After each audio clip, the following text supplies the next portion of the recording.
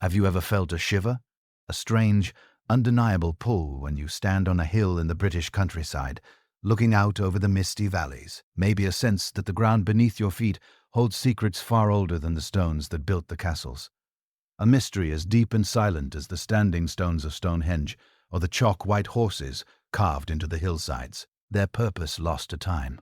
We know they are ancient, but who carved them? Why? We are surrounded by these silent, strange facts of a past we can only half imagine.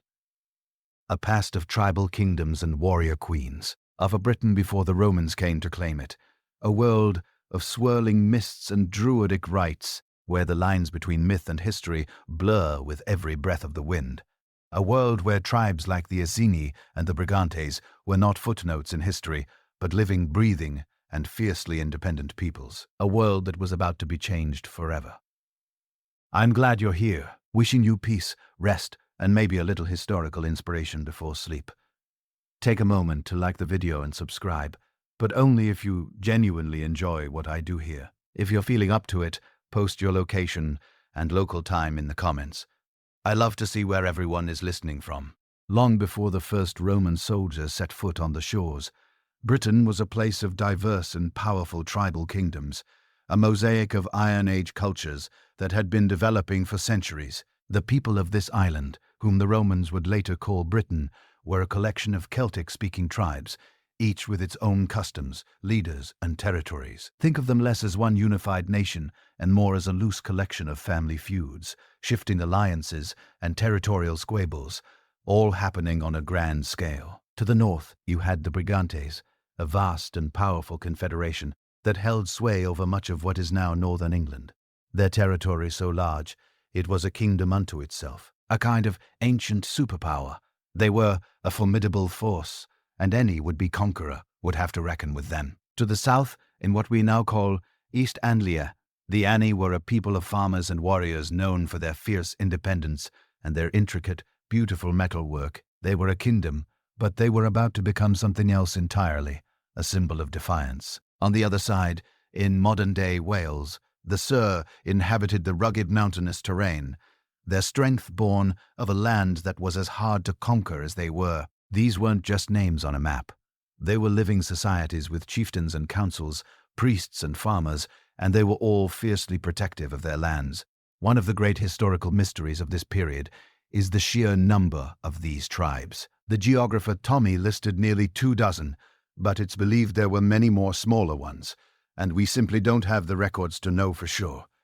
How did they interact? Were the alliances as fleeting as they seem?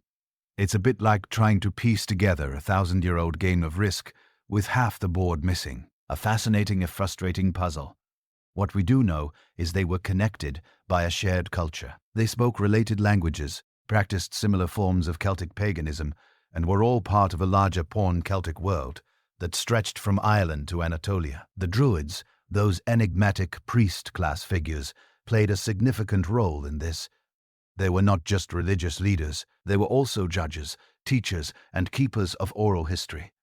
Their influence, a blend of spiritual authority and political power, provided a kind of cultural glue that held these disparate groups together. We only have Roman accounts of them which are, a bit biased.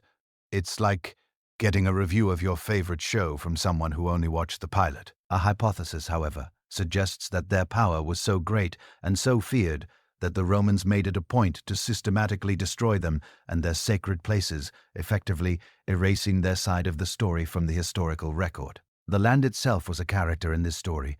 Britain was a place of deep, dark forests and wild, untamed coasts.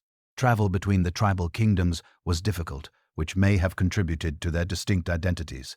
There were no paved roads, no Roman-style infrastructure, just muddy tracks and ancient pathways. The villages were often clusters of round houses, built from wood and thatch, their smoke-filled interiors a contrast to the chill of the outside air. The people farmed, they raised livestock, and they fought. Warfare wasn't just about conquest. It was also about honor, about cattle raids, and about defending one's territory. They used iron weapons, beautiful and deadly, and their chariots were a fearsome sight on the battlefield. The Celtic warriors painting their bodies with W, a plant-based blue dye to strike terror into their enemies. These tribes were tough, resilient, and they were about to face a force unlike any they had ever encountered. The first whispers of Rome, of its endless legions and insatiable ambition, were already drifting across the sea. A new chapter in their long history was about to be written in blood while the British tribes lived their lives a world away across the sea. Something was happening in Rome that would change their destiny forever. The most famous of all Roman generals, a man whose name still echoes through history, was looking for a new conquest. His name was Julius Caesar, and his campaign in Gaul, modern-day France, was nearing its conclusion. But the GIC tribes had received support from their British cousins, a fact Caesar couldn't ignore. He saw Britain not just as a source of troublesome allies for his enemies, but as a place of immense potential wealth, a land of tin, lead, and perhaps most importantly, a chance for an even greater triumph.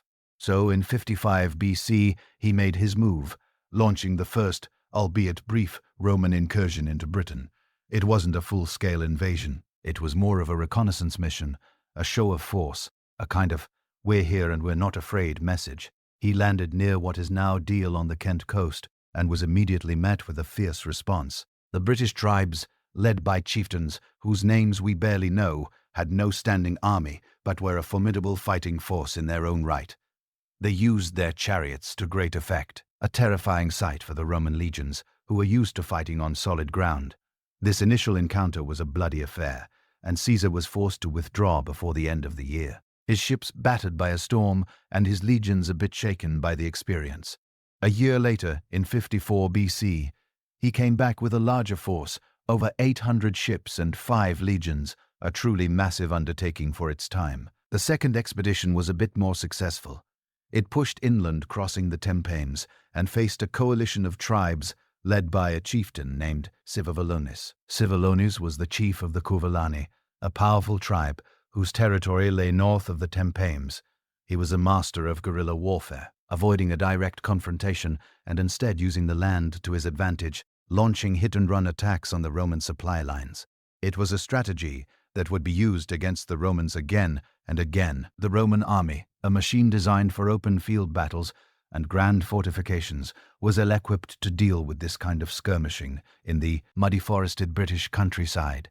Caesar, ever the pragmatist, eventually forced a truce, but he never truly conquered the island. He left with promises of tribute, which of course were never paid. He had shown the world that Britain could be reached, and more importantly, that it was not an unconquerable fortress, but the price had been high, and he had gained little of tangible value. It was a lesson his successors would have to learn from. One of the great historical mysteries of this period is the identity and true power of these early British leaders. Civolones, for instance, is the first British leader to be named in a historical document, but we know almost nothing about him outside of Caesar's account. Was he a powerful king, a military leader, or simply a temporary chieftain who rose to the occasion? Another mystery is the exact location of his stronghold, which Caesar's forces besieged. Historians have hypothesized that it was near modern-day Wheat Hampstead, but the evidence is circumstantial at best. The details are lost in the mists of time, obscured by the fact that the British tribes had no written language, leaving us with only the Roman perspective, which, let's be honest, was probably more spin than history. My own little hypothesis is that the British tribes were far more organized and coordinated than Caesar gives them credit for. A loose confederation that could mobilize quickly against a common enemy. The Romans, with their love of order and hierarchy, likely couldn't comprehend such a system, so they simply describe it as a disorganized rabble. It's a bit of a historical chuckle, really. They were so confident in their superiority that they couldn't imagine a people who fought so effectively without a centralized command structure. Caesar's incursions, while not a conquest, had a lasting impact. They broke the isolation of the island and brought Britain into the orbit of the Roman world. From that point on, Britain was a known quantity, a target, a prize waiting to be claimed. For the next century, the British kingdoms largely returned to their old ways, but with a new awareness, they began to trade more with the Roman world, their chieftains adopting some Roman customs and goods, and a kind of cultural osmosis began to take place. They were, in a sense, a people on the brink of an even greater change. The Romans, for their part, took their time. They had a whole empire to manage after all. But the seed had been planted. The tantalizing thought of a rich new province lingered in the minds of Roman emperors, and in a little over a century, one of them would finally decide to finish what Caesar had started. This time it wouldn't be a raid, it would be a full-scale invasion, and the tribes of Britain would have to face the full might of the Roman Empire. A storm of iron and discipline that would wash over their shores. After Caesar's 2 fleeting visits, a century of relative peace passed. But the idea of Britain as a Roman province never truly faded. It was a tantalizing target for ambitious emperors, a final piece to a continental puzzle. The opportunity arose under Emperor Claudius, a man who, despite his physical infirmities and awkward demeanor, was an ambitious and surprisingly effective ruler. He needed a military triumph to solidify his reign, which had begun under a cloud of political intrigue. The year was 43 AD, and the pretext for invasion was a deposed British king, a man named Boudica, who had fled to Rome seeking help. Claudius saw his chance. He assembled an enormous invasion force, 4 legions plus their auxiliaries, an army of over 40,000 men. This was not a raid, but a full-blown conquest. The Roman general in charge was Plautius, a seasoned veteran, and he led the legions across the English Channel, landing most likely near modern-day Richborough in Kent. This time, the British tribes were not so easily surprised, but they were no match for the professional Roman army. The initial Roman advance was swift and brutal. The main resistance came from the Cartoni, the same tribe that had faced Caesar's armies. Their leaders, now Caraticus and Togodonus, sons of the king Cunobalinus, a king who had ruled a large swath of southeast Britain, attempted to halt the Roman advance at the Battle of the Medway and the Battle of the Tempanes. These were the first major pitched battles of the invasion, and they were a slaughter. The Roman legions, with their disciplined formations and superior armor, simply overwhelmed the British warriors. The Briton were brave, but their tactics of individual valor and disorganized charges were no match for the Roman war machine. Todumus was killed, and Caratus fled westward, leaving the heartland of the Carteroni open for conquest. This was the moment Claudius had been waiting for. He himself traveled to Britain to lead the final push. A grand theatrical gesture meant to cement his legacy. He entered the Catavalli capital, Camulun, modern-day Colchester, with his legions and even an elephant, a sight that must have been both terrifying and utterly baffling to the native Briton. He accepted the surrender of 11 kings and then returned to Rome, leaving Plautius to complete the conquest. The initial invasion was a success, but it was just the beginning of a long and bloody campaign. This period holds a few historical mysteries that still puzzle scholars. For one, we don't know the exact landing site of the Roman army. While Richborough is the most likely candidate due to archaeological evidence, there is no definitive proof. Another mystery is the true fate of Togodumnus. Roman sources say he was killed, but some historians have hypothesized that he may have simply been captured or even defected, his death providing a convenient narrative for Roman propaganda. It's a funny thing about history. The more you dig, the more you realize how much of it is just a really good story told by the winners. My own hypothesis, a bit of sleepy conjecture, if you will, is that the elephant wasn't just for show. Claudius was a man who understood spectacle, and bringing such a bizarre, terrifying beast to a battlefield was a masterstroke of psychological warfare. Imagine being a British warrior, seeing a giant grey beast you've only heard rumors about charging at you with Roman soldiers on its back.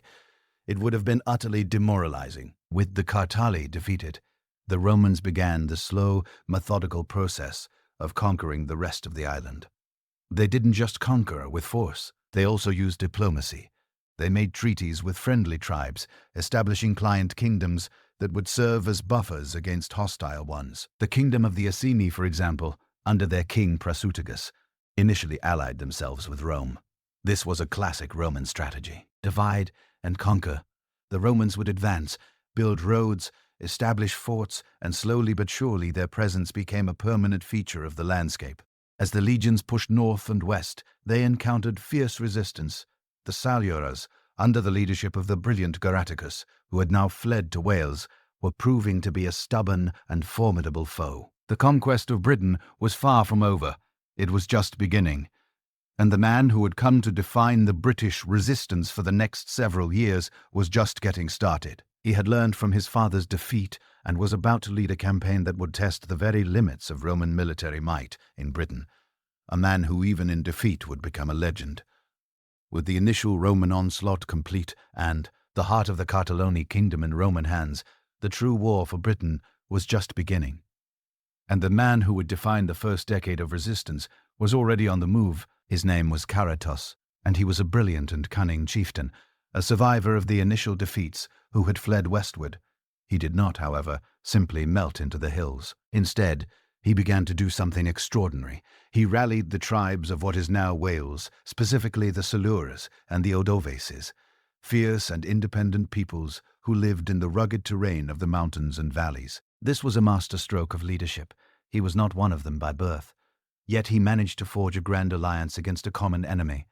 An enemy they all now knew was terrifyingly effective in open battle. Geraticus understood that you couldn't beat the Romans at their own game. His strategy was simple and devastatingly effective. Avoid pitched battles. Use the treacherous landscape to his advantage and engage in constant guerrilla warfare. For nearly a decade, from 43 to 51 AD, Geraticus became a thorn in the side of every Roman governor in Britain. He would lead raids on Roman supply lines, launch ambushes from the forests, and melt back into the hills before the legions could respond. It was an exhausting and demoralizing kind of war for the Romans. Their heavy armor and disciplined formations, so effective on the flat plains of Europe, were a hindrance in the narrow passes and wooded slopes of Wales. The Salar in particular were a formidable foe. Their reputation for ferocity was well known, and their homeland was a natural fortress. Roman accounts speak of a tenacious and brave enemy, one that bled the Roman war machine slowly but steadily. One of the greatest historical mysteries is how Caratus managed to maintain this alliance for so long. The Celtic tribes were notoriously fractious and hold. Inge coalition together for 8 years against a relentless foe is a monumental achievement. Was he a charismatic leader, a political genius, or perhaps both? We simply don't know. We only have the Roman historian Tacitus's account, which, while detailed, is still written from the perspective of an impressed but frustrated enemy. The stalemate came to a head in 51 AD, when the new Roman governor Publius Otorius Scapula finally cornered Caratus and his forces. The exact location is a matter of historical debate, but it was somewhere in the territory of the Orveses in modern-day central Wales.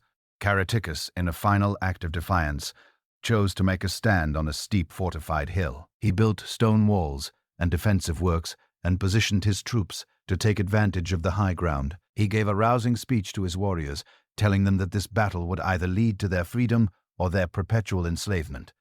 For a moment it seemed as if his strategy might work. The Romans hesitated, faced with a nearly impregnable position. But then, a soldier's discipline and a general's resolve took over. Scapula ordered his legions to advance, and they painstakingly climbed the hill under a hail of rocks and javelins when they finally reached the top. The battle was quick and decisive. The Roman legions, now on even ground, broke the British line and routed the army of Caratus. The battle was a major victory for the Romans, but Caratus escaped. However, his luck was about to run out. He fled north to the kingdom of the Brigantes, hoping to find refuge with their queen, Cartimando, an ally of the Romans. This was a fatal miscalculation. Cartimandua, seeing an opportunity to gain favor with Rome, betrayed him. She handed Caratus over to the Romans in chains, and he was shipped off to Rome. This was a moment of immense triumph for the empire. The most famous enemy of Rome in Britain, was finally captured. What happened next is a moment of pure historical theater. Caraticus was paraded through the streets of Rome, a prize for the emperor. When he was brought before Claudius, he gave a famous speech asking why the emperor, who had so much wealth, would covet the simple homes of the Britons. He spoke with such dignity and courage that Claudius, impressed by his defiance, spared his life. This was an incredibly rare act of clemency for a captured enemy king. The fact that a captured British chieftain could be brought to Rome, speak to the emperor, and live to tell the tale is in itself a testament to his character and the respect he had earned from his enemies. My own little hypothesis is that Claudius saw a public relations opportunity. Sparing Caraticus showed the world that Rome was not just a brutal conqueror, but a benevolent ruler who respected a worthy foe. Caratus's capture was a major setback for the British resistance. It left a vacuum of leadership, and for a while it seemed as if the spirit of rebellion was broken. But as we'll soon discover, all it takes is one wrong move by an overconfident ruler to ignite a fire. After the capture of Caraticus, the Roman conquest of Britain seemed unstoppable, a slow, methodical grind that was only a matter of time. For a while it was. The Roman province was expanding, new roads were being built, and towns were rising from the earth. The tribes who had resisted were being subdued, and those who had allied themselves with Rome were seemingly prospering. Or so it appeared. Among these was the Iceni tribe, a people of farmers and skilled artisans in what is now East Anglia. Their king, Prasutagus, had been a client king, meaning he ruled his people with Rome's permission and was a loyal ally. But when Prasutagus died, a historical moment of profound miscalculation occurred. In his will, he had tried to appease Rome by leaving half of his kingdom to the Emperor Nero and the other half to his two daughters.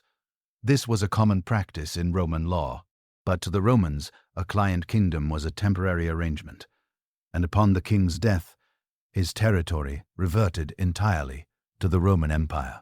The new Roman governor, a man named Suonius Bolinus, saw no reason to honor Prasutagus' will.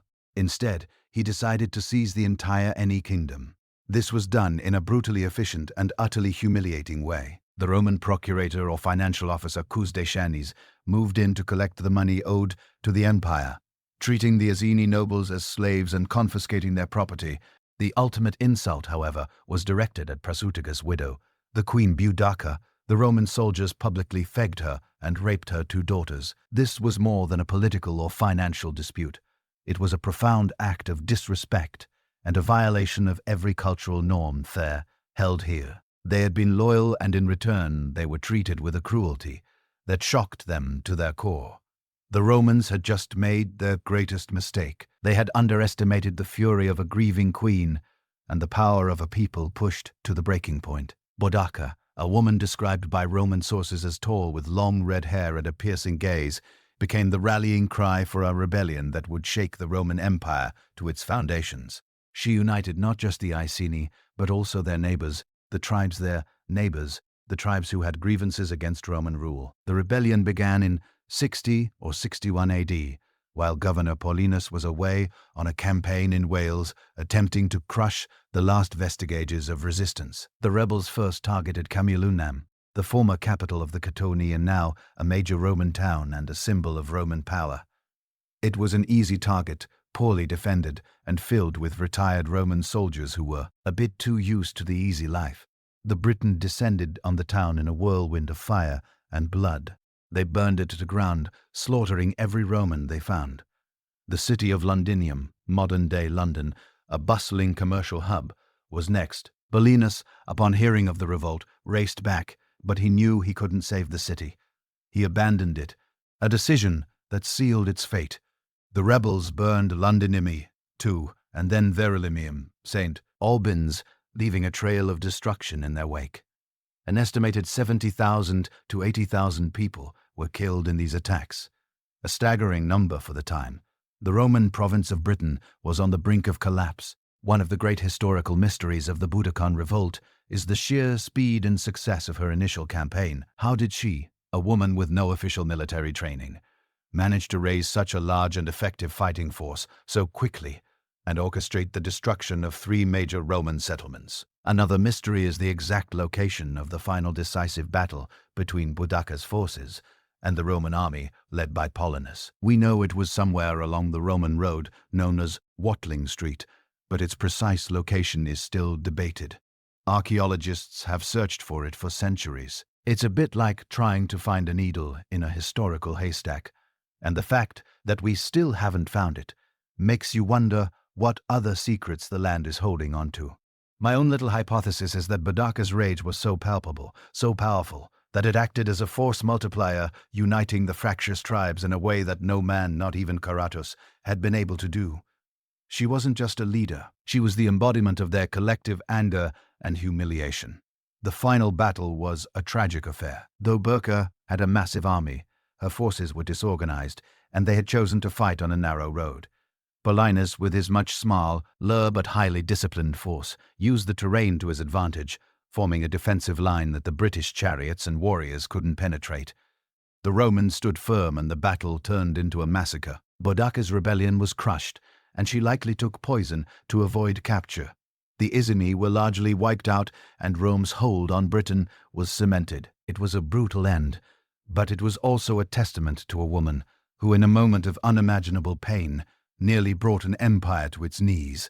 With Boudica's rebellion brutally crushed, the Romans learned a crucial lesson about the ferocity of the Britons. From that point on, their policy shifted. They understood that conquest by pure military force alone was unsustainable. They needed to pacify the land and win the hearts, or at least the begrudging cooperation of the local population. The new governors like Julius Agricola, who arrived in 77 AD, began a long process of consolidation and Romanization. This period was marked by the construction of permanent forts, the establishment of towns that served as centers of administration and trade, and the slow but steady creep of Roman culture, language, and law into the British way of life. It was a kind of hearts and minds campaign with a heavy emphasis on the heart's part, but with a Roman legionary standing right next to you. You know, just in case, they built paths and temples and forums and encouraged the local elites to adopt Roman customs, offering them citizenship and political power in exchange for their loyalty. The Romans were in a way selling the idea of civilization, and for many of the tribal leaders it was a pretty good deal.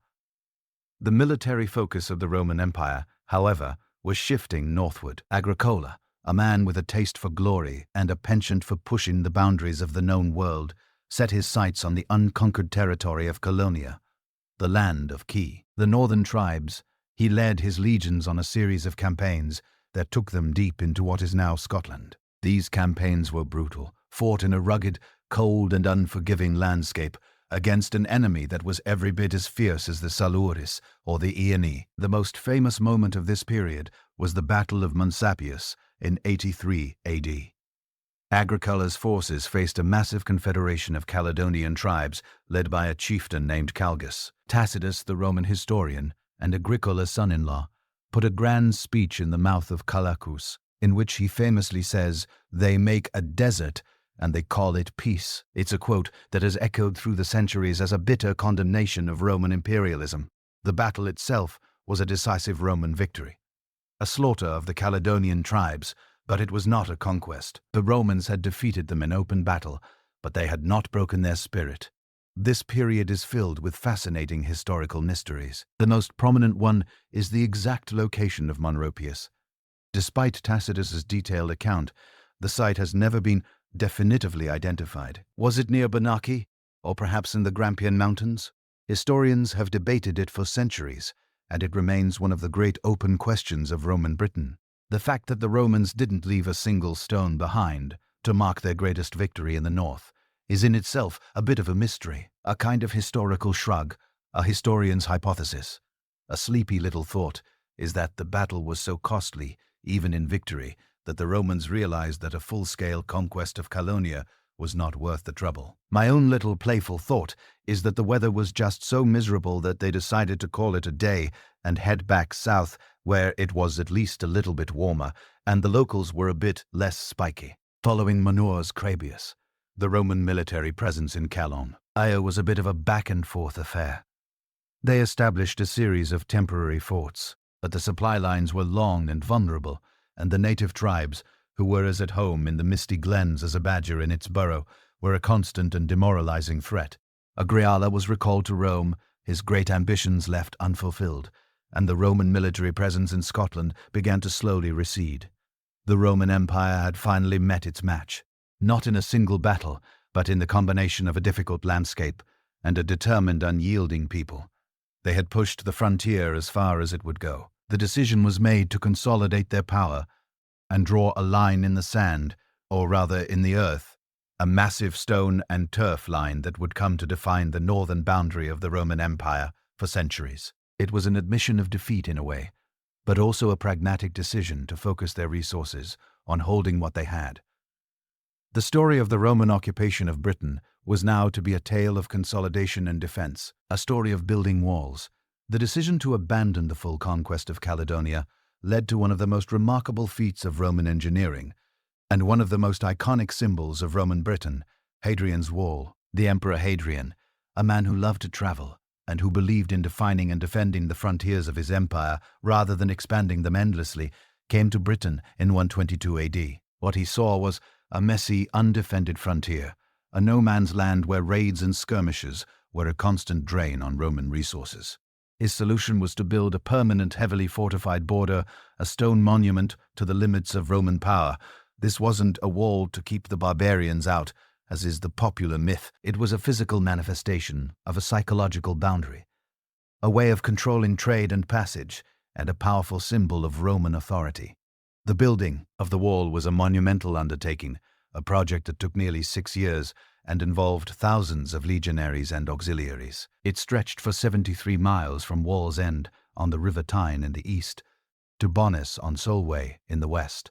It was a complex and sophisticated structure, not just a simple wall. It had a V-shaped ditch in front of it, and behind it a military road and a series of forts every 5 miles or so, with smaller mile castles in between.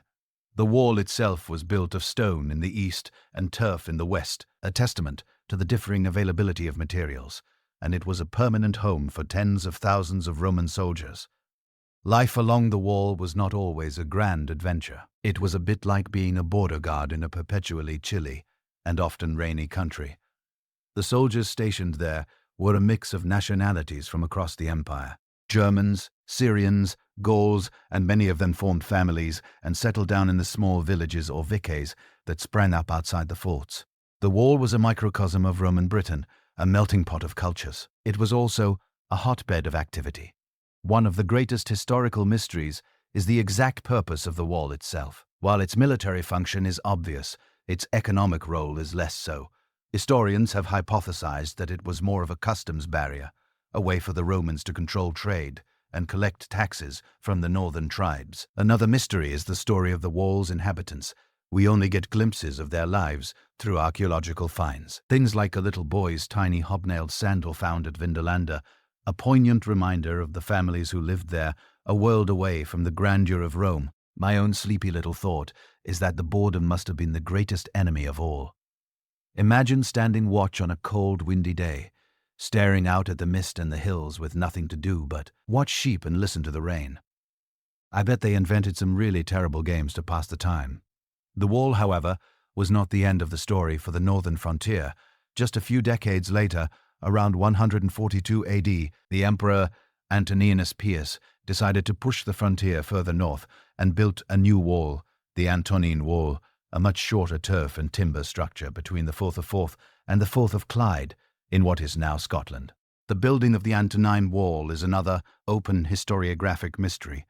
Why would the Romans build a new wall and abandon Hadrian's only to retreat back to Hadrian's a few decades later? One hypothesis is that Antoninus was looking for a military triumph to secure his legacy, and an expansion of the frontier was a good way to get one. But the Caledonian tribes were as relentless as ever, and the logistics of supplying a frontier so far from the Roman heartland were a nightmare. The Onan Wall was a brief and ultimately failed experiment. Around 160 AD, the Romans withdrew back to Hadrian's Wall, solidifying it as the permanent northern boundary of Roman Britain for the next 2 centuries. The wall became the defining feature of Roman Britain's northern frontier.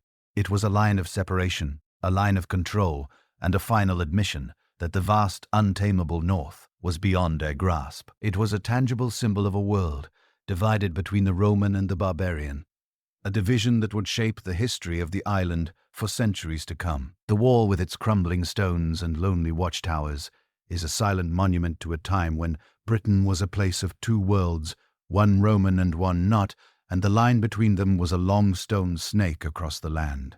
It was a testament to the power of Rome, but also to its limitations. For all its might, there were some lands that simply refused to be conquered. With the northern frontier secured, by Hadrian's Wall, the Roman province of Britannia settled into a long period of relative peace and prosperity. This was a time when the Roman influence, which had previously been a military and administrative presence, began to truly sink into the fabric of British society. The Roman model of life, with its towns, its public buildings, and its stratified social structure, began to take hold. While the majority of the population still lived in rural settlements and small farms, a new way of life was emerging. Towns like Londinium, Ferilimium, and Eberacum. York grew into bustling hubs of commerce and culture, complete with forums, public baths, and amphitheaters. These weren't just Roman outposts. They were cosmopolitan centers where people from all over the empire, Gauls, Syrians, and Africans, lived and worked alongside the native Briton. The Briton themselves, particularly the elite, began to adopt Roman customs with an almost eager enthusiasm. They learned Latin warriors and lived in villas that were often built in a Roman style, but with distinctly British touches. This process, known as Romanization, was not a forced conversion, but a gradual process of cultural osmosis. For the chieftains and noble families, embracing Roman ways was a way of gaining power and influence within the new system. It was a good business decision. Really, think of it as a kind of ancient networking. The Romans were very good at this. They didn't just conquer with the sword. They conquered with the promise of a better life, of law and order, and of material comforts. The Romans built roads that connected the entire province, making travel and trade faster and more efficient than ever before.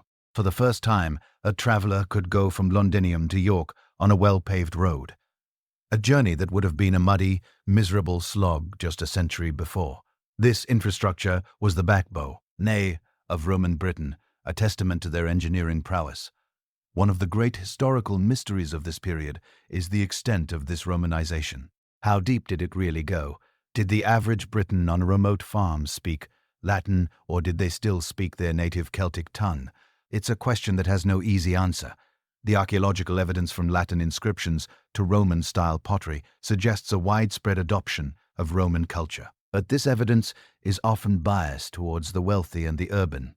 A historian's hypothesis, a quiet thought in the night, is that the Romanization was a thin veneer, a kind of social performance for the Roman occupiers, and that for the majority of the population, life went on much as it always had. My own little playful theory is that they were all bilingual. They'd speak Latin to the tax collector and then complain about him in Celtic to their neighbor. It's a kind of historical shrug. We just don't know for sure. Roman Britain was not, however, a paradise. It was a highly stratified society. At the top were the Roman administrators and the wealthy Romanized Britons, and at the bottom were the slaves and the vast majority of the population who toiled on the land. The Roman system of law and taxation, while bringing a degree of stability, was often harsh and exploitative. The promise of peace came at a steep price, a price that was paid in taxes, in forced labor, and in the loss of traditional freedoms. The Romans were also not immune to their own internal conflicts. The province was often a pawn in the larger political games of the empire, a stage for ambitious governors and rebellious generals who would try to seize power for themselves. But for a long time, the walls held, the roads were used, and the villas were built. This was the high point of Roman Britain, a time when the island was a prosperous and integrated part of Roman Empire, a quiet, sleepy corner of the world that was for a time a world away from the great conflicts that were beginning to brew on the continent. But even in this period of peace, there were rumblings on the northern and western frontiers where the wild tribes were never truly subdued, a constant reminder that the Roman peace was a fragile thing. Even during the golden age of Roman Britain, the province was far from a perfectly tranquil land. The Pax Romana, the Roman peace, was often a fragile facade, easily shattered by internal power struggles and a series of smaller, but no less brutal local revolts. The province was a strategic outpost for the Roman Empire, but this also made it a breeding ground for ambitious generals. These commanders, with legions at their disposal and a great distance from the watchful eye of the emperor in Rome, often saw Britain as a stepping stone to power. They would proclaim themselves emperor, gather their troops, and cross the channel to challenge the sitting ruler. A kind of ancient Roman version of a hostile takeover. This constant ebb and flow of legions to and from the continent left Britain's defenses vulnerable. The most famous example of this was the rebellion of Cocius, a naval commander who in the late 3rd century AD declared himself Emperor of Britain and Northern Gaul. He ruled for 7 years before being assassinated by his own treasurer, Aulus, who continued the secessionist regime for 3 more years. These internal conflicts were a major drain on resources and a source of instability pulling Roman soldiers away from their primary duty of defending the frontier. Beyond the grand schemes of rebellious generals, there were also smaller localized revolts that flickered and flared like embers in the wind. The tribes, even those who had seemingly been Romanized, never truly lost their independent spirit. The Brigantes in P. The Brigantes in Pa. Articula, a vast tribe in the north that had been a client kingdom, were a constant source of trouble. Their queen, Cartimandua, had been a Roman ally who famously betrayed Caratus, but her reign was fraught with internal conflict, culminating in a rebellion led by her former husband, Venusius. The Romans had to intervene multiple times to support her, and when she was finally deposed, the Romans simply took over the territory, an act that undoubtedly led to further resentment. Another major rebellion, the Great Conspiracy, would come much later. But the seeds of discontent were always there, bubbling just beneath the surface of Roman order. The truth is, the Roman Empire was built on the backs of its conquered peoples, and while many Britons saw the benefits of Roman rule, many others saw it as a form of foreign oppression. One of the great historical mysteries is the true nature of these internal conflicts. Were they genuine nationalist rebellions, or were they simply a byproduct of the power vacuum created by Roman political instability? Were the Briton rebelling against Roman rule, or were they just taking sides in a Roman civil war? The truth is probably somewhere in the middle. The archaeological record gives us hints of destruction and rebuilding at certain sites, suggesting conflict, but it rarely gives us the full story. It's like finding a smashed plate and a half-eaten meal in a kitchen. You know a fight happened, but you don't know who started it or what it was about. A historiographic hypothesis, a quiet little thought, is that the Romanized elite, the Briton who had the most to lose from a rebellion, were the ones who were most loyal to Rome. The rebellions, therefore, were led by those who had been marginalized or disenfranchised by the new order. My own little sleepy thought is that it was all just a bit of a misunderstanding. A general would get a new, shiny hat and a few drinks, and suddenly he thinks he's the next emperor. Then he'd sober up and be like, "Oh dear, what have I done?" These internal conflicts had a profound and lasting effect on the province. They weakened Roman control, drained military resources, and provided opportunities for the native tribes to reassert their independence. They also show us that Roman Britain was not a static, perfectly controlled entity. It was a dynamic, often violent place, a land of shifting alliances and simmering resentments. The story of Roman Britain is not just a story of Roman conquest and culture. It's also a story of British resilience and defiance, a story that reminds us that even under the firmest of grips, the human spirit, especially the British one, has a knack for finding a way to resist. These moments of internal chaos were a prelude, a kind of historical dress rehearsal for the far greater challenges that would face the province. As the Roman Empire itself began to crumble, even with the consolidation of power and the building of Hadrian's Wall, the Romans' ambitions in Britain weren't entirely put to rest. The lands to the north, known to them as Colonia, and inhabited by the fierce tribes they called the Pees, were a constant irritant. The Picts were not a single tribe, but a collection of peoples who lived in the rugged Cleans and Highlands of Scotland, and their name, which means painted people, was a nod to their practice of tattooing their bodies with elaborate designs. They were skilled guerrilla fighters, and they would launch raids across the wall, a constant drain on Roman military resources. Over the course of the late 2nd and early 3rd centuries AD, a series of Roman emperors launched campaigns to try and subdue them once and for all. These expeditions were massive undertakings, a kind of renewed assault on a land that had so far proven to be unconquerable. The most notable of these campaigns were led by the Emperor Septimius Suis in 208 AD. He was a ruthless and pragmatic ruler, and he brought the full might of the Roman army to bear on the northern tribes. He and his sons Caracalla and Ceta led a huge force of over 50,000 men into Scotland, building new roads and forts as they went, a kind of mobile fortress. The campaign was a brutal war of attrition. The PS, as was their way, avoided pitched battles and instead used the landscape to their advantage, launching ambushes and attacking supply lines. They would retreat into the forests and mountains, a coast-like enemy that the Romans couldn't seem to corner. The Roman legions, with their heavy armor and discipline, were like a sledgehammer trying to hit a mosquito. It was an exhausting and demoralizing kind of war, fought in a cold and rainy country, far from home. Severus himself, an old and ailing man, died in York in 211 AD, having failed to achieve a decisive victory. His sons, who were more interested in fighting each other for the throne than fighting the Picts, quickly pulled the legions back to Hadrian's Wall. This period is rich with historical mysteries and open questions. The primary one is the purpose of Caesar's campaign. Was it a genuine attempt to conquer Caledonia? Or was it simply a way to keep his soldiers busy and his sons from killing each other? The fact that the Romans abandoned all the new forts and roads they built as soon as he died suggests it was more about internal Roman politics than a genuine conquest. Another mystery is the true identity and culture of the Picts. We have very little written about them from their own perspective, and what we do have is from Roman sources. The Pictish stones with their elaborate and mysterious symbols are one of our only clues, but we still don't know for sure what the symbols mean.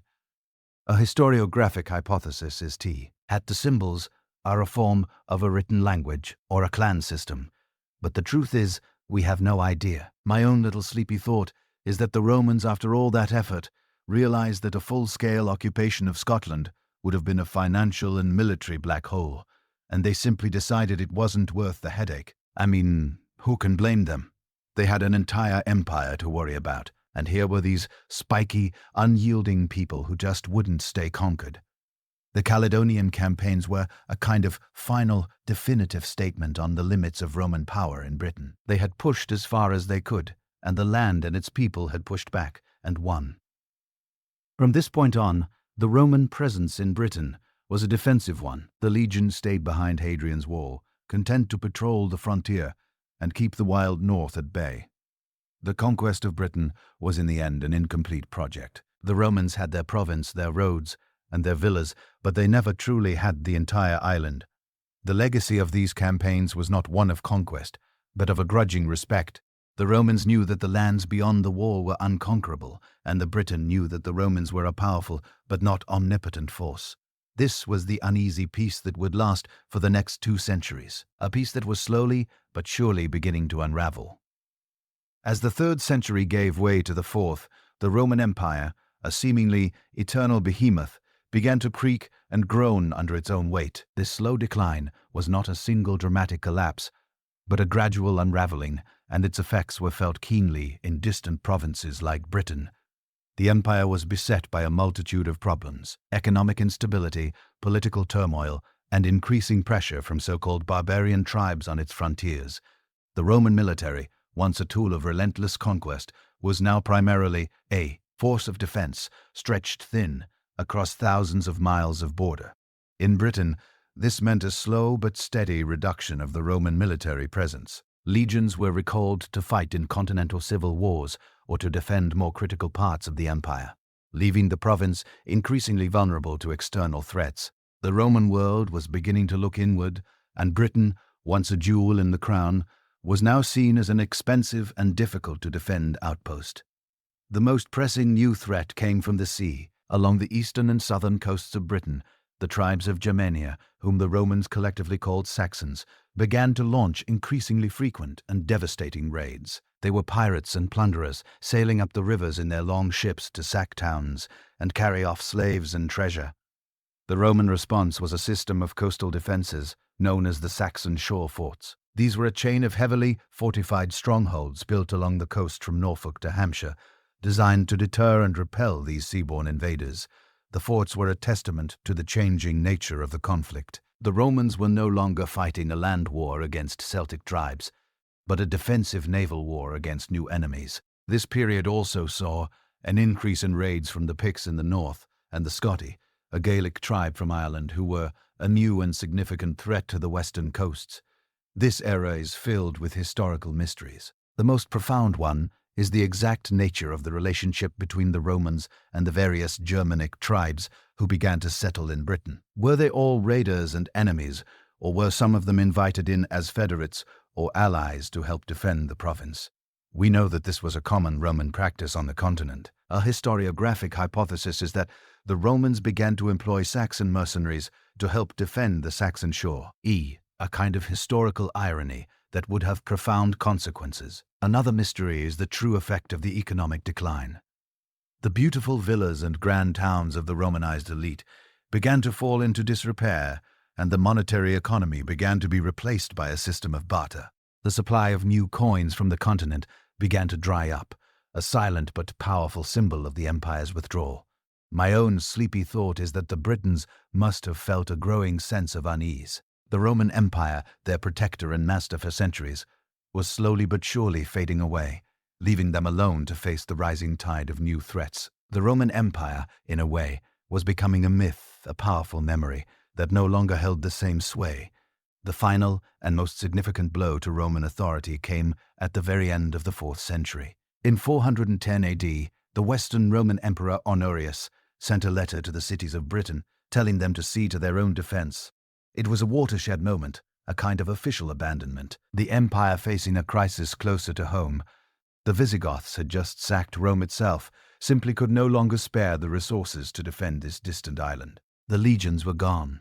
The Roman administrators and a great deal of the Romanized elite likely departed as well, leaving the native British population, who had grown accustomed to Roman protection, to fend for themselves. This was the end of the Roman period in Britain, but it was also the beginning of a new and darker age, a period of chaos and fragmentation where the old tribal kingdoms, now a blend of Roman and Celtic cultures, would have to find a way to survive without the hand of Rome to guide or defend them.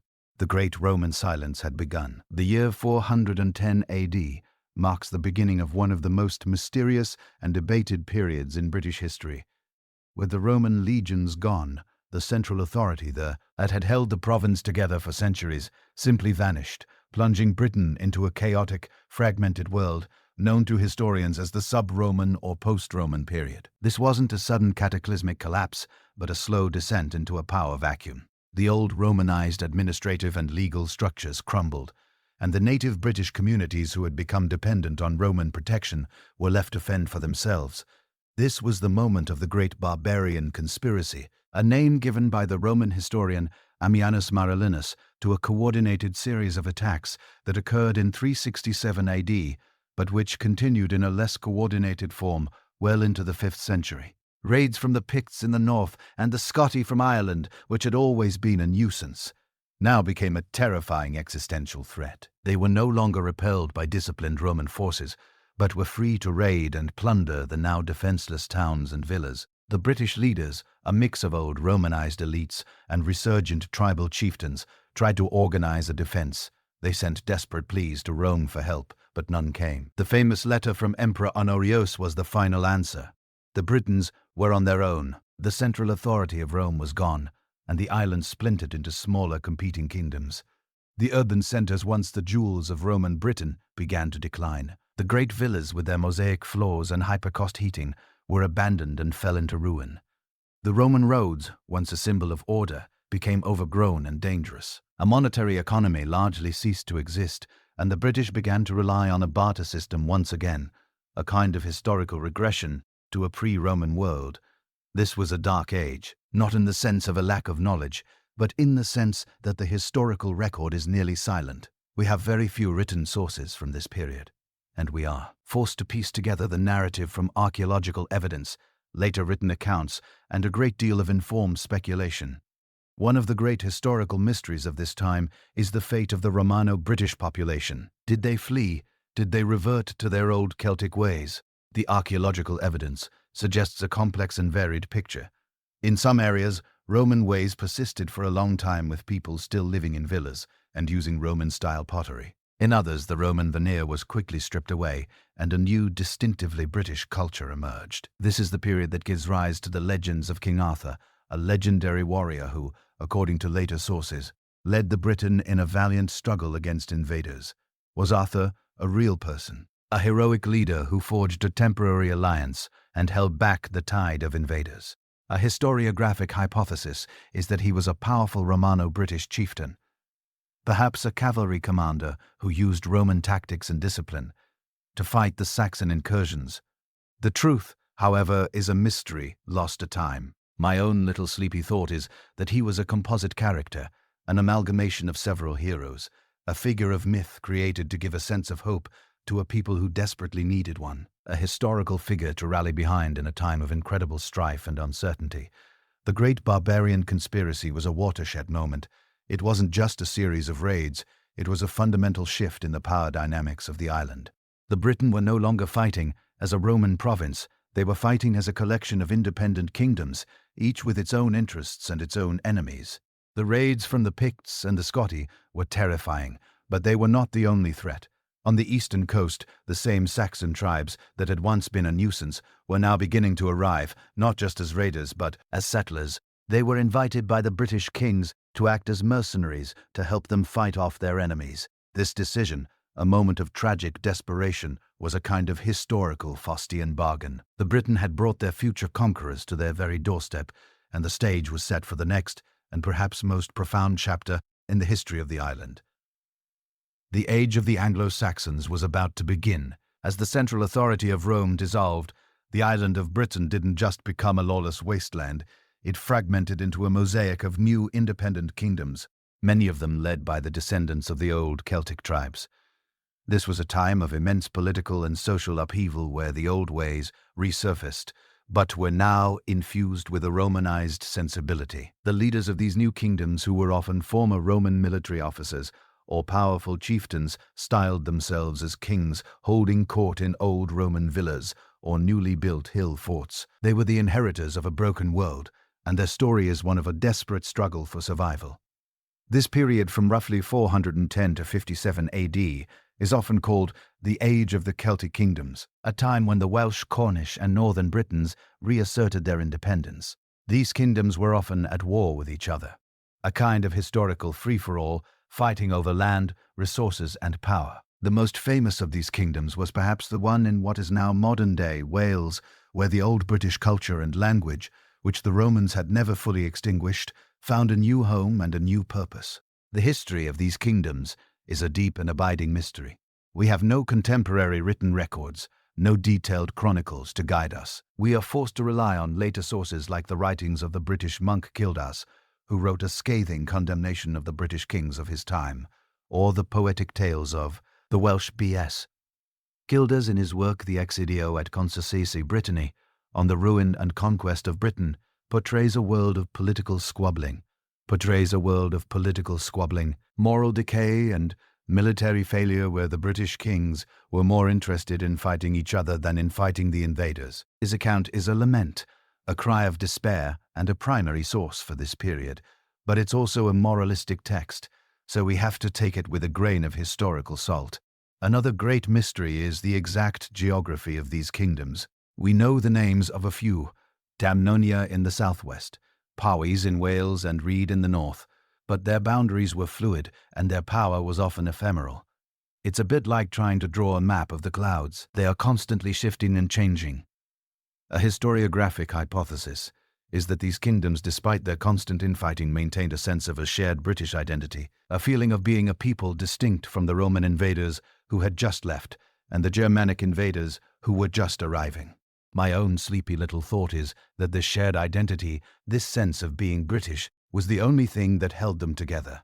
It was a kind of historical glue that prevented them from being completely swallowed up by the chaos. The Celtic kingdoms were in a sense the last vestigages of a pre-Roman world, a world of tribal allegiances and warrior chiefs, and their struggle was the final act of the ancient British world.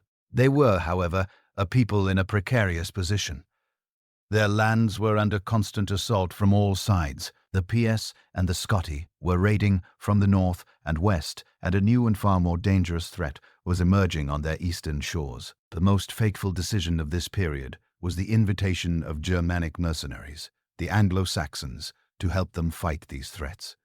The British kings, in their desperation, saw these warriors from what is now Germany and Denmark as a solution to their problems. They were fierce fighters, and they would work for land and pay. This was a classic historical miscalculation, a kind of tragic overestimation of one's own power.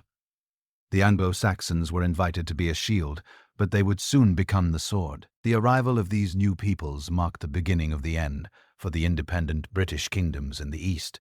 They were about to be swept away by a new tide of conquest, a new kind of kingdom, and a new language. The stage was set for the formation of the Anglo-Saxon kingdoms, the very ones that would one day become England. The great struggle for Britain was about to enter its next phase, a phase that would decide the fate of the island for the next 1,000 years. In the final centuries of Roman rule, a new type of fortification began to appear along the eastern and southern coasts of Britain, a series of impressive stone fortresses that would come to be known as the Saxon shore forts. These weren't the old marching forts or garrisons of the earlier conquests.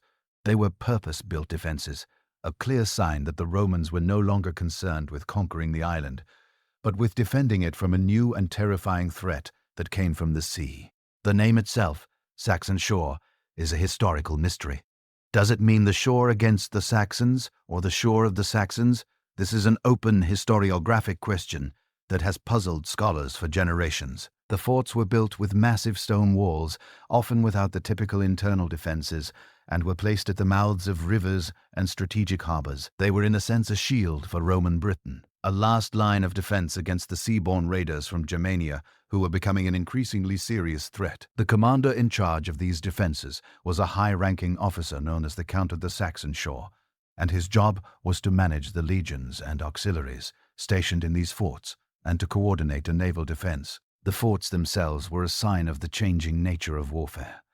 The old land wars were over, and now the battle was for control of the sea and the rivers. The enemy was no longer a disciplined army, but a collection of fast-hit-and-run raiders who would strike without warning and disappear before a Roman response could be mounted. The forts were designed to be a strong point, a place where a Roman force could be quickly deployed to intercept and repel the invaders. They were, in a way, a recognition of a painful truth. The Romans could no longer defend the entire coast, so they would defend the key strategic points instead. This was a classic Roman strategy of defense and depth, a bit like putting a lock on your front door when the rest of your house is wide open. A major historical mystery is the true role of the Saxon shore forts. Were they effective? We know that the raids continued and even intensified. Did they serve as a base for counterattacks, or were they simply a place for the Roman army to retreat to? A historiographic hypothesis is that the forts were not meant to stop all raids, but rather to serve as a deterrent and a way to control the flow of goods and people into the province. They were a kind of customs barrier and a naval base, all in all. My own sleepy thought is that they were a testament to the Romans' growing paranoia. They built these massive, expensive fortresses because they were losing control, and they knew it. They were a physical manifestation of a psychological retreat, a final, desperate attempt to hold on to something that was already slipping away. The forts were built in the late 3rd and 4th centuries AD, and some of them, like the one at Pevensey, were used for centuries after the Romans left. They were a part of the landscape, a silent reminder of a time when the Roman Empire was still a power to be reckoned with. But as we recall from our last chapter, the empire was already in a state of terminal decline. The legions stationed in these forts were slowly but surely withdrawn, leaving behind a series of empty stone shells. The Briton, who had been taught to rely on Roman protection, were now left with a few impressive stone buildings and a whole lot of coastline to defend. The forts were a symbol of Roman Britain's defensive posture, a monument to the fear of a new enemy. They were a kind of historical irony. The Romans built these forts to keep the Saxons out, but in the end they were left to the Saxons who would come to inhabit them and make them their own. The stage was set for the next chapter, one in which the shield of Britain would be replaced by a new kind of sword. The collapse of Roman authority left the Briton in a state of desperation, facing a three-pronged threat from the Pigs, the Scotti, and the Saxons. In their panic, they made a decision that would change the island forever. They hired mercenaries.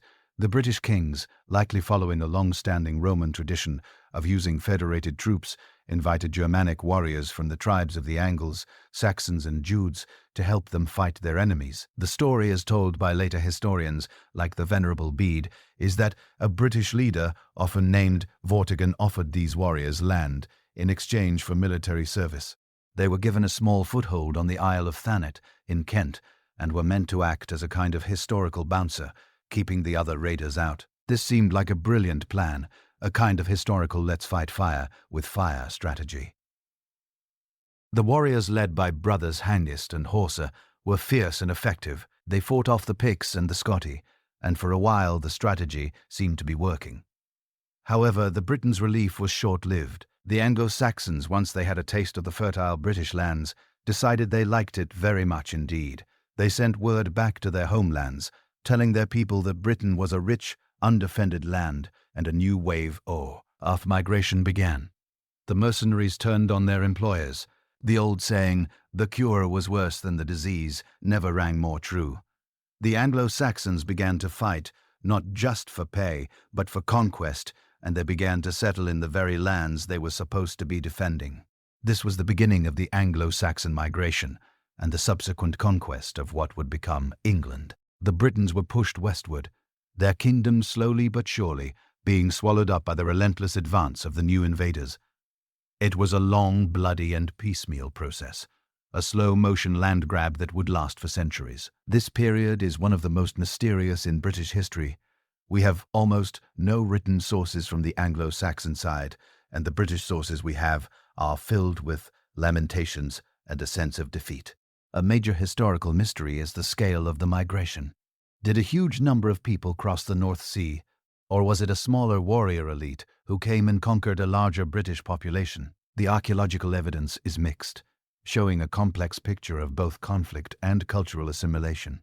A historiographic hypothesis is that the Anglo-Saxons weren't just brutal conquerors. They also offered a degree of stability and protection that many of the Britain, tired of constant warfare between their own squabbling kings, may have welcomed. My own sleepy thought is that the Britain had grown so used to Roman rule, a system of law and order, that when it was gone, they were completely unprepared for the reality of a world without it. They were a people who had forgotten how to fight for themselves.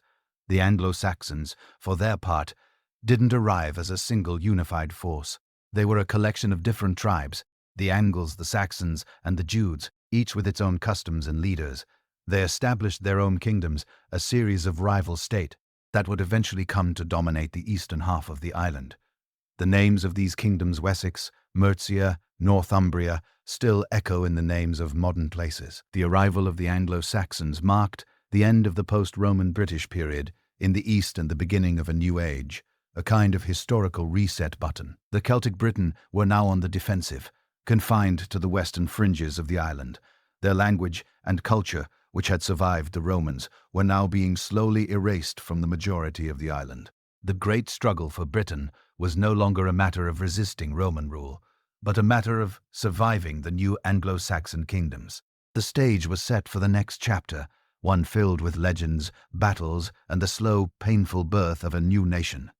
The period following the Roman withdrawal and the arrival of the Anglo-Saxons is shrouded in a deep historical mist, a kind of historical twilight where fact and legend intermingle.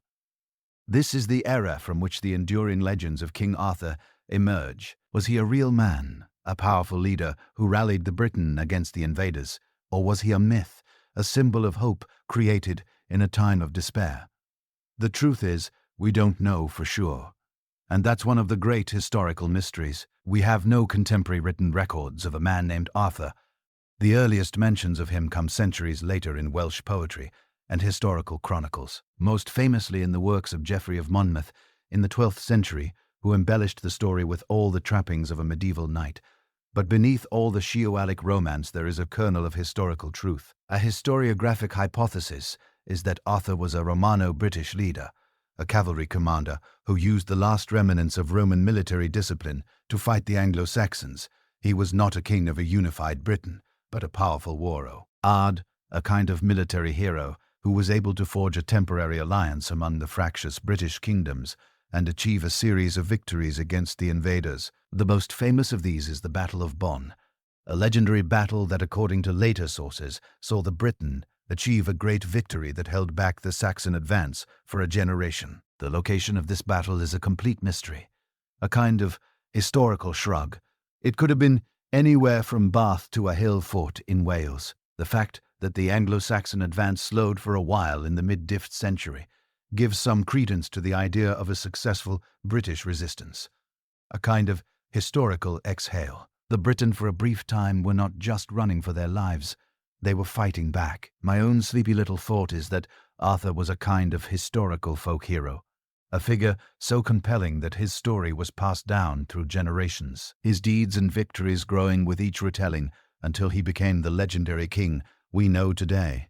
He was the hero they needed, a figure of strength and virtue in a world of chaos and uncertainty. This is the period of the sub-Roman kingdoms that we talked about earlier. These were the kingdoms of the Britain, the people who still spoke a Celtic language and who clung to their old traditions. Arthur, if he existed, would have been a leader of these people, a kind of last Gospenized world. His story is a testament to the resilience of the British people in the face of an existential threat. The legends of Arthur, however, also serve a historical purpose. They give us a glimpse into the values and fears of the people who created them. They tell us a story of a world where courage and loyalty were paramount, where a single hero could change the course of history. They also tell us a story of a losing battle. For all of Arthur's legendary victories, the Anglo-Saxons continued to advance. The Britain were slowly but surely pushed westward, confined to the lands of Wales and Cornwall, where their language and culture still survive today. The era of the Arthurian legends is not just a story of a great hero. It is a story of a great defeat. It is the story of the last stand of the ancient British kingdoms. A final heroic struggle before they were eclipsed by a new people and a new language. The stage was set for the next chapter, one where the Anglo-Saxon kingdoms would begin to grow and consolidate their power, forever changing the face of the island.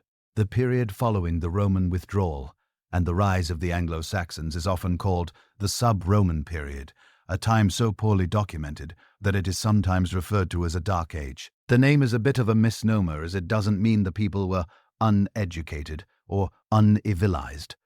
Rather, it means that the historical record is for the most part silent. We are left to piece together the narrative from a few fragmented sources, archaeological finds, and a great deal of informed guesswork. This was an era of immense change and upheaval, a time when the Romano-British world was slowly but surely being replaced by a new Anglo-Saxon culture. The old Roman administrative and economic systems had collapsed, and the island had fragmented into a patchwork of competing kingdoms. The Britain, now without the support of the Roman legions, were fighting a desperate battle for survival. The Anglo-Saxons, for their part, were not a single unified force. They were a collection of different tribes, the Angles, Saxons, and Druids, each with its own leaders and its own ambitions. The conflict between the Briton and the Anglo-Saxons was not a single decisive war, but a long piecemeal process of conquest and settlement. The Anglo-Saxons advanced from the east, slowly pushing the Briton westward. This created a new cultural and linguistic divide on the island. The Briton, who spoke a form of Celtic, were pushed into the highlands of Wales, the moors of Cornwall, and the western fringes of what is now England. Here they would preserve their language and culture, a kind of historical refuge. The Anglo-Saxons, who spoke a Germanic language, came to dominate the fertile eastern lands. This divide is still evident today in the languages of the British Isles. The historical mystery of this period is the sheer lack of information. How did the Britons' Romanized culture disappear so quickly from the East? Were they all killed? Did they flee? Or did they simply adopt the culture of their new conquerors? A historiographic hypothesis is that the conquest was so thorough that the Briton who remained were a minority and were culturally assimilated into the Anglo-Saxon world. My own sleepy little thought is that it was a bit of all three, a kind of tragic historical buffet of conquest, assimilation, and flight. This was a time of small local kingdoms, each with its own ruler and its own sphere of influence. We have the names of a few of the British kingdoms, like Damonia in the southwest and Reged in the north, but their borders were fluid and their power was ephemeral. This was a world where a king's power was not measured by the size of his kingdom, but by the number of warriors he could command. The Anglo-Saxons, too, were creating their own kingdoms. The names of these kingdoms, Kent, Sussex, Wessex, East Anglia, Mercia, Northumbria, would come to define the political map of England. For centuries, they were often at war with each other, a kind of internal struggle for dominance that was as bloody and brutal as their wars with the Briton. The period is marked by a deep sense of a world in flux, a time when the old was dying and the new was struggling to be born. It was an era of row-kings and brutal battles, a world of deep forests and fortified halls, a world that was being forged in the crucible of war. The stage was set for the emergence of the Anglo-Saxon heptarchy, a new set of kingdoms that would one day lay the foundations for a unified England. As the dust settled on the British landscape, a new political order began to emerge from the chaos of the sub-Roman period. The Germanic tribes, the Angles, the Saxons, and the Druids had successfully established a series of powerful kingdoms in the east and center of the island. This collection of 7 main kingdoms is known to historians as the Heptarchy, a term that literally means rule of 7. The names of these kingdoms, Wessex, Sussex, Essex, Kent, East Anglia, Mercia, and Northumbria, were not just political divisions. They were the nation-states that would one day coalesce into the nation of England. This period, from roughly the 6th to the 9th centuries AD, was not one of peace, but of constant competition and warfare. The kingdoms were often at each other's throats, fighting for dominance, for territory, and for tribute. It was a kind of historic Game of Thrones, where alliances were fleeting, and a kingdom's fortune could change with a single battle. Each of these kingdoms had its own distinct character. The Druids, who were likely the first to arrive in force, established the Kingdom of Kent. The Saxons established Sussex, Essex, and Wessex, with the latter, the West Saxons, eventually becoming the most powerful. The Angles established East Anglia, Mercia, and Northumbria, with Northumbria in the far north, at one point being the largest and most culturally advanced of all the Anglo-Saxon kingdoms. The Briton, who had been pushed westward, still held on to their own kingdoms in Wales, Cornwall, and Strathclyde, but they were now on the defensive. The old British culture, once dominant, was now a minority culture confined to the western fringes of the island.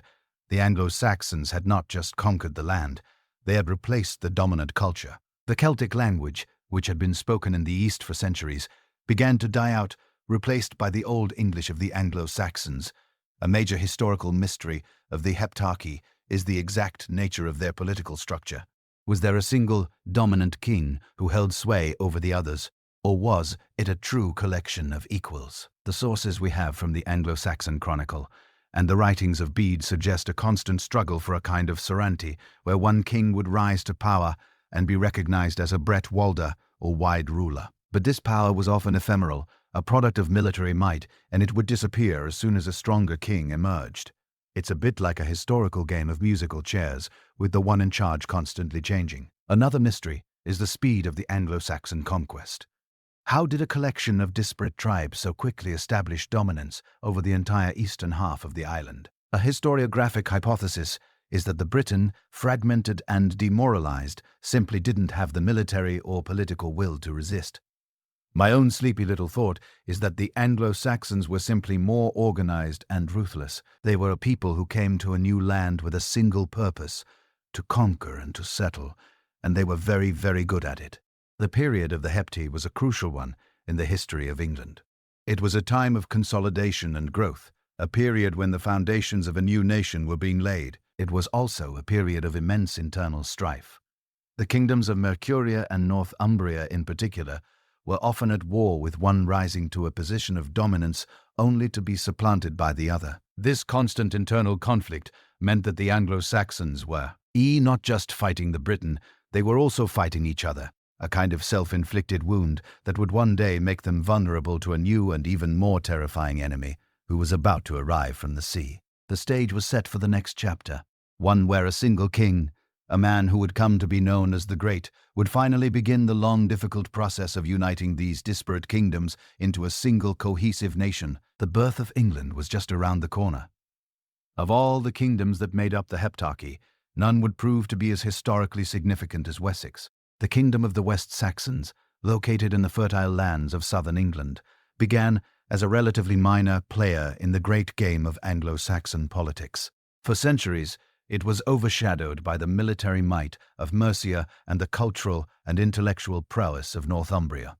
But slowly and surely, through a combination of shrewd leadership, military victories, and good fortune, Wessex began its long, deliberate ascent to power. Its rise was not a sudden burst of glory, but a slow, methodical grind, a kind of historical long game that would culminate in the unification of England. The foundations of this power were laid by a series of able kings, but none would be as important as the man who would come to be known as Alfred the Great. He was not the first powerful king of Wessex, but he was the one who would truly set it on a path to greatness. Before Alfred, The most notable king of Wessex was probably Egbert, who in the early 9th century decisively defeated the Mercians and brought much of southern England under his sway. He was a Bretwalder, a title for a king who had supremacy over the other Anglo-Saxon rulers. But his power, like that of his predecessors, was ephemeral. It was not a unified kingdom, but a collection of tribute-paying states. The real challenge for Wessex, however, was not from the other Anglo-Saxon kingdoms, but from a new and terrifying enemy that was about to arrive from the sea. They were the Vikings, and their arrival would change the course of English history forever. The rise of Wessex is an interesting case study in the nature of power. It didn't have the grand early cultural achievements of Northumbria, which gave us the magnificent Lindisfarne Gospels and the historian Bede. It didn't have the early military dominance of Mercia. What it had was a stable agricultural base and a series of pragmatic and forward-thinking leaders. This is an open historical mystery. Why was it Wessex, a relatively latecomer to the game that would ultimately succeed in unifying England? A historiographic hypothesis is that its geographical location on the southern coast made it a natural hub for trade and a strategic launching point for military campaigns. It was a bit like being in the middle of a historical chessboard. You could move in any direction you wanted. My own sleepy thought is that they were just a bit better at playing the long game while the other kingdoms were busy squabbling with each other. Wessex was quietly consolidating its power, building a strong administrative and military system that would serve them well in the coming storm. The political situation in the Heptake was a kind of historical merry-go-round, with the power swinging from Northumbria to Mercia, and then finally to Wessex. This constant internal strife, while a source of much bloodshed, also had the effect of weeding out the weaker kingdoms and forcing the survivors to become stronger and more unified. The Anglo-Saxons, for all their internal feuding, were a people who were being forged in the crucible of conflict, and they were about to face their greatest test. The Vikings, who had started as small-scale raiders, were now arriving in force, not to plunder, but to conquer and to settle. They were known as the Great Heathen Army, and they were about to bring the entire Anglo-Saxon world to the brink of collapse. The stage was set for a dramatic confrontation, one that would pit the Nent kingdom of Wessex against a new kind of enemy. A confrontation that would define the legacy of Alfred the Great. The long, bloody road to a unified England was just beginning. While the Anglo-Saxon kingdoms were busy fighting each other for supremacy, a different kind of change was sweeping across the land, one that would prove to be as profound as any military conquest: the conversion to Christianity. The Anglo-Saxons were pagan, worshipping a pantheon of gods with names that still echo in our days of the week, like Woden, Wednesday, and Thunor, Thursday. But in Rome, a new spiritual force was stirring, one that would not be content with just a city, but would seek to conquer the world with ideas, rather than legions. The story of the conversion is one of two parallel missions. The first was the Irish mission, a kind of grassroots effort, led by monks from Ireland who were converting the Picts in the north.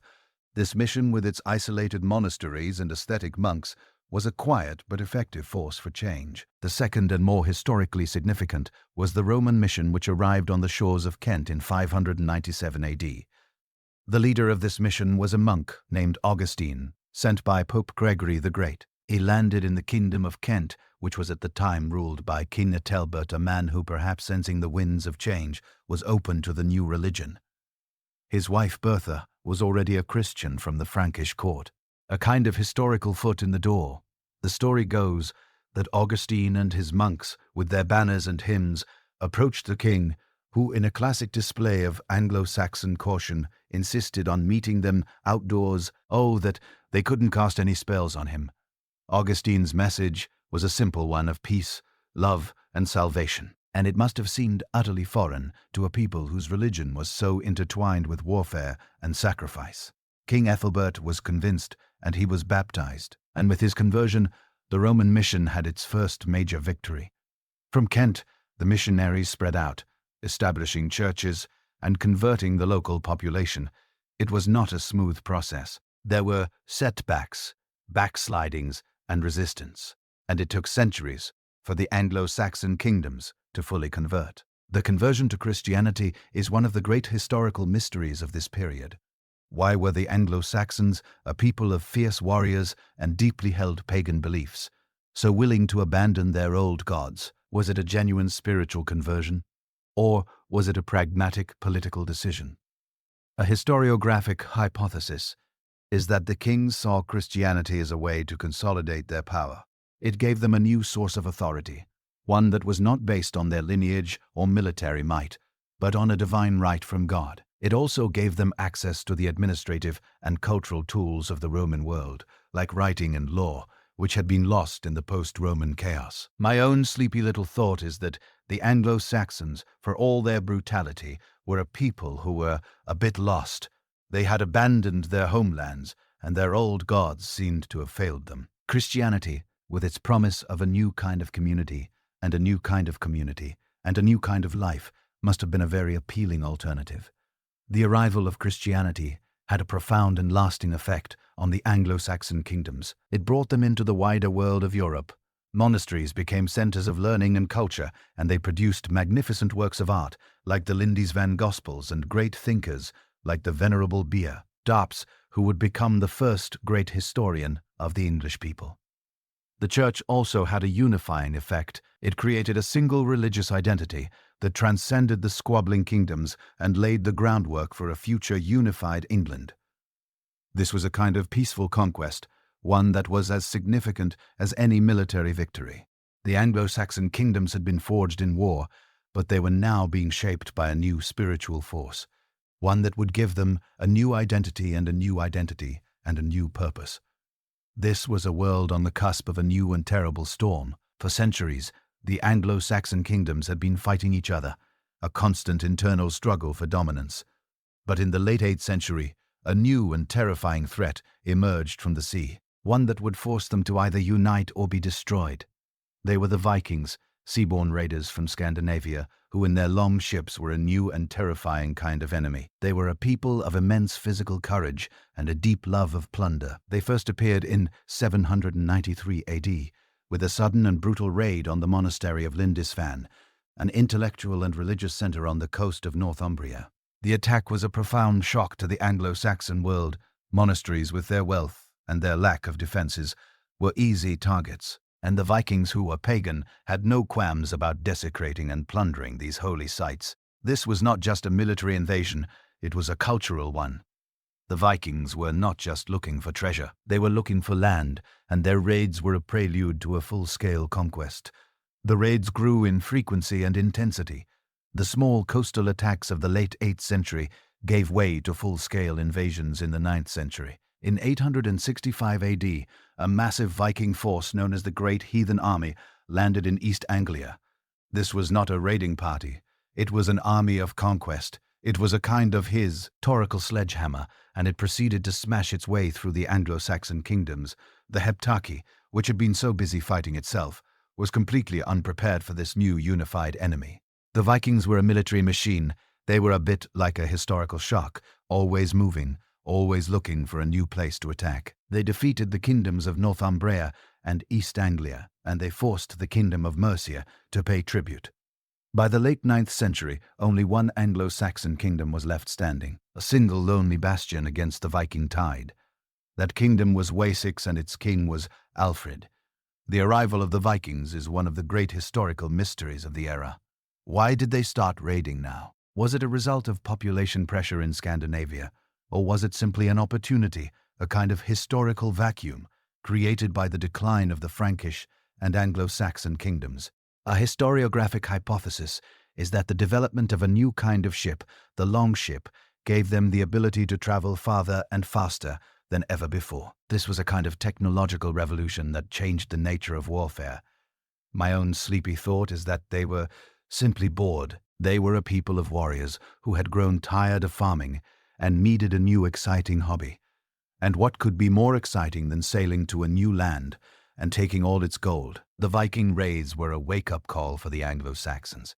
They had been living in a state of internal conflict for too long, and now they were facing an enemy that was not interested in tribute or a temporary victory, but in total conquest.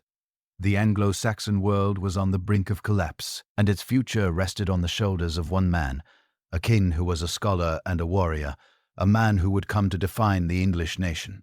The stage was set for the great confrontation, a struggle that would not only decide the fate of Wessex, but of all of England.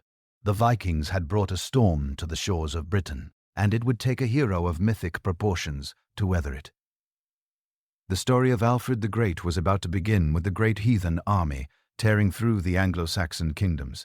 Only one remained standing, Wessex, and its king, a man of surprising strength and intellect, was about to become a legend. His name was Alfred, and he was a man who, by all accounts, was not a natural-born warrior. He was a scholar, a man who loved learning, but he was thrust into a role that demanded he be a military genius and a political leader. He was forced to fight a war of survival against an enemy that seemed unstoppable. In 878 AD, the Vikings, led by a fearsome leader named Guthrum, launched a surprise attack that merely captured Alfred and his family, forcing him to flee into the swamps and marshes of Somerset. This was his lowest moment, the kind of historical rock bottom that makes for a good story. For a while, it seemed as if the Viking conquest of England was complete. The other kingdoms had fallen, and Wessex was on the brink of collapse. But Alfred was not a man to give up easily. He used his time in hiding to regroup, to plan, and to gather his forces. He was a master of logistics and strategy, and he understood that you couldn't beat the Vikings with a single disorganized army. You had to fight them on their own terms with a standing army and a network of fortified towns. This was a radical idea for the time. The Anglo-Saxons had relied on a militia, a fur, that was called up in times of crisis. But it was a system that was too slow and too disorganized to deal with the fast, mobile Viking armies. Alfred's new idea was a series of fortified boroughs or burhs that would serve as a defensive network, a place where the population could take refuge and from which a smaller, redisciplined army could launch a counterattack. The turning point came at the Battle of Edington in 878 AD. Alfred, having secretly rallied his forces, launched a surprise attack on the main Viking army. It was a decisive and complete victory, a moment of pure historical triumph. Guthrum and his forces were routed, and Alfred, in a move of remarkable statesmanship, offered them a peace treaty. It was a kind of historical, I'll let you live, but you have to become my friend moment. The treaty, known as the Treaty of Wedmore, established a clear border between Alfred's kingdom of Wessex and the Viking-controlled territory in the north and east, which would come to be known as the Dan Law. Guthrum, in a sign of his submission, was baptized a Christian with Alfred as his godfather. The story of Alfred the Great is one of the great historical mysteries. How did a man who was so ill for most of his life, a man who loved learning so much, manage to become such a brilliant and ruthless military leader? A historiographic hypothesis is that he was a man who was forged by the crucible of conflict. He had no choice but to become a warrior, and he was so successful because he was smarter than his enemies. My own sleepy thought is that he was a man who simply refused to lose. He saw his people and his culture on the brink of destruction, and he decided in his quiet and scholarly way that he was not going to let that happen. He was the kind of hero you don't expect, the one who wins with his mind and his heart as much as with his sword. He was not just a great king, he was the savior of the English people, a man who in a moment of despair laid the foundations for a unified England. The Treaty of Wedmore did not bring an end to the Viking threat, but it did create a new and stable reality for the Anglo-Saxon kingdoms. It established a clear border between Alfred's Wessex and the Viking Contract, Olid territory, a region that would come to be known as the Danelaw. This was not a small, insignificant piece of land. It encompassed much of northern and eastern England, including the old kingdoms of Northumbria, East Anglia, and parts of Mere. This was a land ruled by Viking kings, a place where Norse law and customs were supreme. It was a kind of historical experiment, a new kind of kingdom that was a blend of Anglo-Saxon and Viking cultures. The Danelaw was a constant source of tension and a kind of cultural and political wall between the two peoples. But it also, in a strange way, laid the groundwork for the future unification of England. Alfred, for his part, was not content with just surviving. He was a man who understood that defense was not enough. He set about a long and deliberate campaign to rebuild his kingdom and to lay the groundwork for a reconquest. He didn't just fight the Vikings.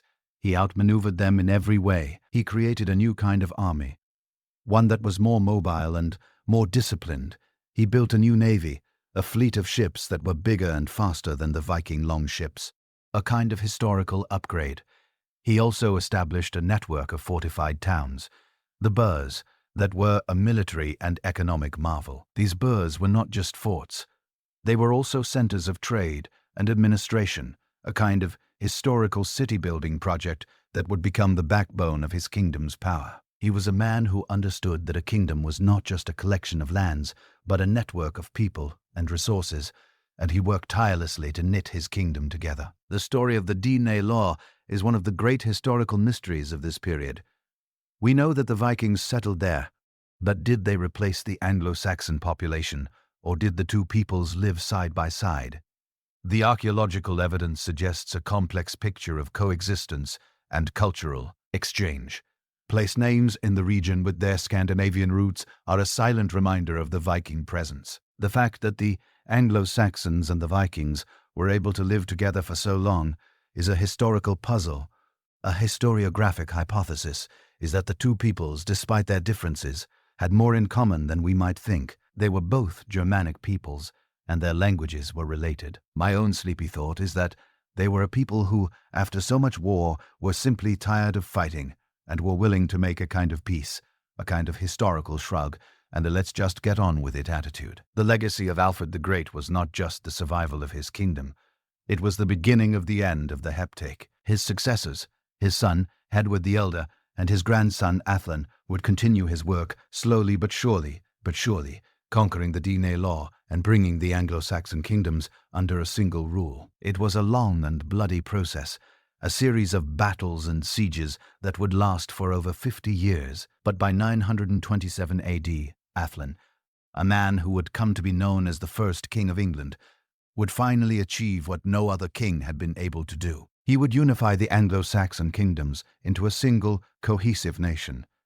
The Danelaw was gone, but its legacy would remain, a kind of historical scar that would shape the English people for centuries.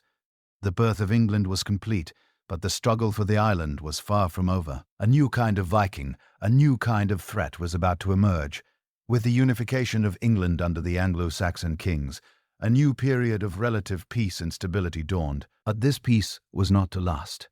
The Vikings who had been pushed out of the Danelaw were not a people to give up easily. They returned in a new form, not as land-hungry settlers, but as powerful kings from Scandinavia, who saw the rich, unified kingdom of England a prize to be won. The late 10th and early 11th centuries were marked by a series of devastating raids and invasions led by Scandinavian kings like Swinefolk Beard and his son Kut the Great. In 1016 AD, Kut, after a long and brutal campaign, finally conquered England and became its king. He was not a conqueror who sought to destroy the Anglo-Saxon world, but to rule it. He became a Christian, married an Anglo-Saxon queen, and ruled a vast North Sea empire that included Denmark, Norway, and England. For a time, it seemed that England would become a part of a new Scandinavian empire, a kind of historical turn of events that no one could have predicted. But the story of Anglo-Saxon England was not yet over. After Kut's death, his empire fell apart, and the Anglo-Saxon line of kings was restored in the person of Edward the Confessor, a man who, having spent most of his life in Normandy, was a bit of a historical fish out of water. He was a devoutly religious man, and his reign was marked by a kind of historical quietude, a kind of final peaceful chapter before the storm. But he was also a man who had no direct heir, and this simple fact set the stage for one of the most dramatic and consequential moments in British history. The succession crisis of 1066. The crisis was a kind of historical ticking time bomb, and it had three main players, each with a claim to the throne. The first was Harold Godwinson, a powerful Anglo-Saxon who had been a loyal servant of Edward the Confessor. He was by all accounts the most popular and competent candidate. The second was William of Normandy, a powerful duke from France, who claimed that Edward had promised him the throne. The third was Harold Hardrada, a fearsome Viking king of Norway, who also claimed a right to the throne through a complex web of old treaties and family ties. The period leading up to 1066 is one of the great historical mysteries. What was Edward the Confessor's true intention? Did he promise the throne to William, as the Normans claimed? Or did he, on his deathbed, give the throne to Harold, as the Anglo-Saxons claimed? The truth is, we don't know for sure. The sources are biased, and the evidence is circumstantial. A historiographic hypothesis is that Edward was a man who, having lived in two worlds, was simply trying to keep his options open and that he didn't make a clear decision. My own sleepy little thought is that he was a bit of a historical prankster, and he knew that his lack of a clear air would cause a complete and utter mess, and he just found it a bit amusing. I mean, who can blame him? The stage was set for a dramatic three-way struggle for the throne, a kind of historical showdown that would decide the fate of England for the next 1,000 years. This was the end of the Anglo-Saxon world as a single unified entity and the beginning of a new chapter, one that would be written in blood. The final act of the Anglo-Saxon kingdoms was about to begin. The year 1066 was a year of destiny for England, a kind of historical showdown that would decide the fate of the Anglo-Saxon world. With Edward, the Confessor, dead, and no clear heir, the throne was up for grabs, and the man who seized it was Harold Godwinson, a powerful Anglo-Saxon, who was by all accounts a competent and well-liked leader. He was crowned king by the Withan, the Anglo-Saxon Council of Elders, a kind of historical vote of confidence. That his reign was to be the shortest in English history, a whirlwind of battles and betrayals that would end in tragedy. His first challenge came from the north, from his own brother Tostig Godwinson, and a fearsome Viking king, Harold Hardrada, a man who, as we remember from our last section, had a claim to the throne. This was a massive invasion force, a kind of historical pincer movement that was designed to catch Harold by surprise. Harold, however, was not a man to be caught off guard. He gathered his army and marched north with a speed that was, for the time, simply astonishing. He covered over 185 miles in just 4 days, a kind of historical forced march that would tire out even the most hardened soldiers. He met the invaders at the Battle of Stamford Bridge on September 25, 1066. It was a decisive and bloody victory for the Anglo-Saxons. Harold's forces, with their disciplined shield wall, routed the Vikings, killing both his brother and Harold Hardrada. The Viking threat to England, which had been a constant source of terror for centuries, was finally and definitively ended. It was a moment of pure historical triumph, a kind of glorious end to a long and brutal conflict. But Harold's victory was short-lived. Just 3 days after the battle, a new and even more terrifying threat arrived on the southern coast of England. William of Normandy, the other claimant to the throne, had finally launched his invasion. He had been waiting for weeks for a favorable wind, and now, with Harold's army exhausted and far to the north, he had his chance. He landed at Peveny Bay on the south coast, a kind of historical dagger plunged into the heart of England. Harold, upon hearing the news, had to make a decision. He could wait for his army to rest, or he could march south to meet the new threat. He chose to march, a kind of historical gamble that would not pay off. His army, tired and depleted from their long march and their brutal battle, was no match for the fresh, disciplined forces of William. The two armies met at the Battle of Hastings on October 14, 1066. It was a long and brutal battle, a kind of historical slugfest that lasted for an entire day. Harold's army, with its famous shield wall, held firm against the Norman cavalry for most of the day. But William was a brilliant tactician, and his forces, using a feint retreat to break the shield wall, were able to turn the tide. The battle ended when Harold was killed, a moment that marked the end of the Anglo-Saxon rule and the beginning of a new Norman-French dynasty. The story of Harold Godwinson is a tragic one, a kind of historical what-if. What would have happened if he had not had to fight 2 battles? What if he had been able to rest his army? The truth is, we don't know for sure, but what we do know is that his death marked the end of an era. The Anglo-Saxon kingdoms, which had been forged in the crucible of war, were now to be ruled by a new kind of conqueror. The Norman conquest was about to begin with Harold Godwinson, dead at the Battle of Hastings. William, Duke of Normandy, was now the de facto king of England, but his conquest was far from complete. The Anglo-Saxon nobility, in a final act of defiance, crowned the young Edgar Atheling as their king, a kind of historical last gasp.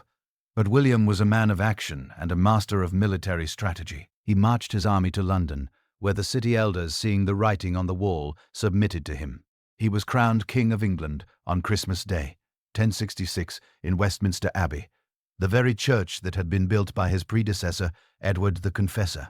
This was not a moment of peace, but the beginning of a long and brutal campaign to consolidate his power. William was a ruthless and pragmatic ruler, and he understood that he couldn't rule England without breaking the power of the Anglo-Saxon elite. The Norman conquest was a top-down affair. William did not just take the throne, he took the land. He systematically dispossessed the Anglo-Saxon ears, and thus a kind of historical land redistribution, and replaced them with his own Norman followers. He built a series of castles, like the Tower of London, a kind of historical stamp of authority, to solidify his control and to intimidate the local population.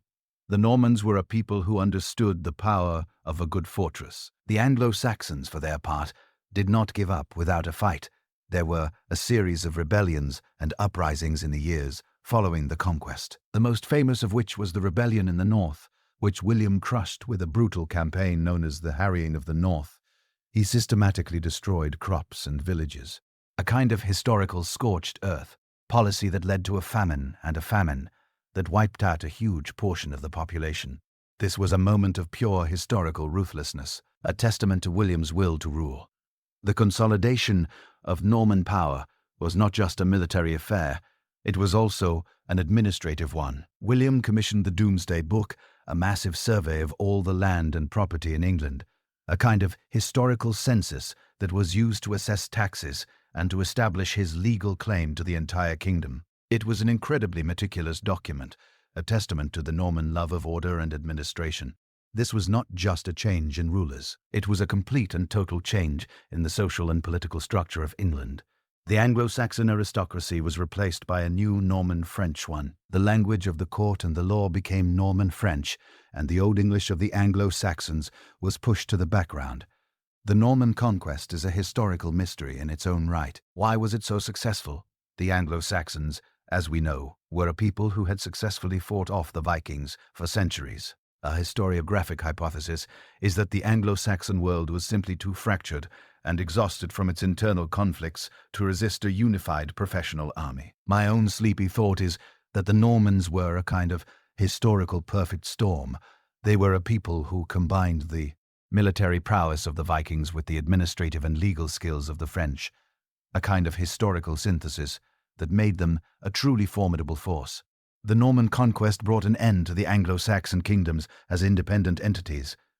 The story of ancient British tribal kingdoms with their shifting borders and their constant internal strife was finally at an end. A new unified and more centralized England was about to be born, one that would be forged from a new kind of conquest. While the Anglo-Saxon kingdoms of the East were being conquered and consolidated by the Normans, the old Celtic Britons had not disappeared entirely. Pushed to the western fringes of the island, they had preserved their language, their culture, and their independence. This was a kind of historical exile, but it was also historical refuge. The old British kingdoms that had fragmented after the Roman withdrawal had found a new home in the mountainous terrain of Wales, the rugged peninsula of Cornwall and the northern kingdom of Strathclyde. Here, the Celtic language, which was now distinct from the Germanic languages of the Anglo-Saxons and the Norman French, continued to be spoken, a kind of historical island in a sea of foreign tongues. The Briton of these regions were a people who had successfully resisted the Romanization of their culture, and for a time the Anglo-Saxon conquest. They were in a sense the last vestiges of a pre-Roman world, a people who had held on to their old ways with a fierce and unyielding tenacity. The history of these kingdoms is a deep and abiding mystery. We have a few written sources from the Welsh beebs and monks, but they are often filled with heroic tales and a strong sense of a golden age that was lost. The Welsh kingdoms of Gwyn, Pease, and Herbath were often at war with each other, a kind of internal struggle for dominance that was as bloody and brutal as the heptake. But they were also united by a common enemy, the Anglo-Saxons, and later the Normans. The Normans, with their relentless love of conquest, would spend centuries trying to subdue the Welsh, and they would do it with a series of massive stone castles that still stand today, a kind of historical testament to the difficulty of their task. The Welsh, for their part, would never be fully conquered. They would hold on to their language and their culture, and their struggle for independence would become a part of the national identity of Wales. The stories of their heroic princes and their valiant battles against the English are a part of the national mythos, a kind of historical resistance that has endured for centuries. One of the great historical mysteries is the fate of the Cornish people. We know that they were a distinct people with their own language and culture, but over time they were slowly assimilated into the English world. Why was it that the Welsh were able to preserve their culture and the Cornish were not? A historiographic hypothesis is that the geography of Cornwall, with its proximity to the English heartland, made it easier for the English to conquer and to settle there. The Welsh, with their mountainous terrain, were more difficult to conquer and to assimilate. My own sleepy thought is that the Cornish were a people who, after a long and hard struggle, simply gave up. They were a people who, in a moment of historical exhaustion, decided that it was easier to join the English than to fight them. The legacy of the Celtic Britain is not just a story of loss and defeat. It is also a story of a kind of historical resilience. They were a people who, despite being pushed to the margins of their own island, held on to their language and their identity. The Welsh language, in particular, is one of the oldest living languages in Europe, a kind of historical miracle. The story of the Celtic Britain is a reminder that history is not just a story of winners and losers. It is also a story of survival of a people who, despite all odds, held on to their culture and their identity. Their story is a kind of historical parallel to the Anglo-Saxon story. While the Anglo-Saxons were building a new nation, the Britain were trying to hold on to their old one. The two stories in their own way are a kind of historical yin and yang, a story of two peoples who in their own way were fighting for the soul of the island. The Norman conquest was not just a military conquest. It was a cultural one, a kind of historical blender that would forever change the linguistic and cultural landscape of England. The Anglo-Saxons, who had already absorbed a great deal of Celtic and Roman influence, were now to be ruled by a new elite who spoke Norman French, a kind of historical double whammy. The result was a profound and lasting cultural fusion, a blend of Celtic, Anglo-Saxon, and Norman French cultures that would create the unique foundations of medieval and eventually modern England. The most visible manifestation of this fusion was the English language itself. Before the conquest, the language of the island was Old English, a Germanic language that was as foreign to modern ears as German is today. After the conquest, the language of the court, the law, and the nobility was Norman French, a Romance language. The language of the church was Latin. The Anglo-Saxon peasants, however, still spoke Old English. And over time, the two languages began to merge. Norman French words were adopted into Old English, and the grammar began to simplify. The result was a new language, Middle English, a kind of historical Frankenstein's monster that was a blend of Germanic and Romance languages. This linguistic shift is one of the great historical mysteries. How did AI, language that was spoken by a small conquering elite, manage to so profoundly influence the language of the majority? A historiographic hypothesis is that the Norman conquest was so total and so thorough that the Anglo-Saxons, in order to get ahead, to learn the language of their new rulers. My own sleepy thought is that the two languages, in their own way, just got along. They were a kind of historical odd couple that in the end fell in love and created something new and beautiful. The English language is a kind of historical record of this fusion. Our words for food, for instance, are often Anglo-Saxon, for the animal, and Norman French for the cooked dish. The animal is a cow, Anglo-Saxon, but the meat is beef, Norman French. The animal is a pig, Anglo-Saxon, but the meat is pork, Norman French. It's a kind of historical nod to the fact that the Anglo-Saxons were the ones who did the farming, and the Normans were the ones who did the farming, and the Normans were the ones who did the eating. It's a funny little historical detail that speaks volumes. The cultural fusion was not just linguistic. The Normans brought a new kind of social and political structure, feudalism, a system of land ownership and loyalty that replaced the Anglo-Saxon system of loyalty to a king. They also brought a new kind of architecture with massive stone castles and cathedrals that were a stark contrast to the wooden halls and churches of the Anglo-Saxons. The Normans were a people who built to last, and their buildings, like the Tower of London, are a kind of historical monument to their power. The Anglo-Saxons, for their part, continued to practice their own traditions and customs, and over time the two cultures began to blend. This was not a quick and easy process. It took centuries, and it was often a source of conflict. But in the end, the two peoples in their own way became one. The legacy of this cultural fusion is all around us. It's in our language, in our architecture, and in our social and political institutions. The Normans, in a way, finished what the Romans had started. They took a collection of separate-wearing kingdoms and united them into a single cohesive nation. But unlike the Romans, who left behind a legacy of roads and villas, the Normans left behind a legacy of a new kind of people, a new kind of culture, and a new kind of nation. The story of the ancient British tribal kingdoms was over, and the story of England was just beginning. The Norman conquest of 1066 was not just another historical event, it was a definitive and irreversible end to a long and tumultuous era. The story we have been following, a story of ancient British tribal kingdoms, their struggles against the Romans, their fragmentation after the Roman withdrawal, and their eventual subjugation by the Anglo-Saxons and Normans, had finally come to a close. The death of Harold Godwinson on the battlefield at Hastings marked the end of the Anglo-Saxon dynasty, a line of kings that had in its own way successfully navigated the treacherous waters of the post-Roman world and had managed to forge a single unified kingdom. The Normans, with their new language, their new social structure, and their new style of warfare, were not just another group of conquerors. They were the final conquerors, the ones who would finally put a stop to the seemingly endless cycle of invasions and internal conflicts. The Norman conquest was a kind of historical punctuation mark, a full stop at the end of a long and bloody sentence. The end of the Anglo-Saxon kingdoms also marked the end of a way of life. The Anglo-Saxons were a people of farmers and warriors, a people who lived in wooden halls and were loyal to a king, but also to a lord. Their world was one of mehalls and heroic poetry, a world that was in its own way a continuation of the old tribal kingdoms. The Normans, for their part, were a people who built in stone, a people who were more concerned with law and administration than with epic poems. They were a kind of historical upgrade, a new kind of social and political system that would replace the old.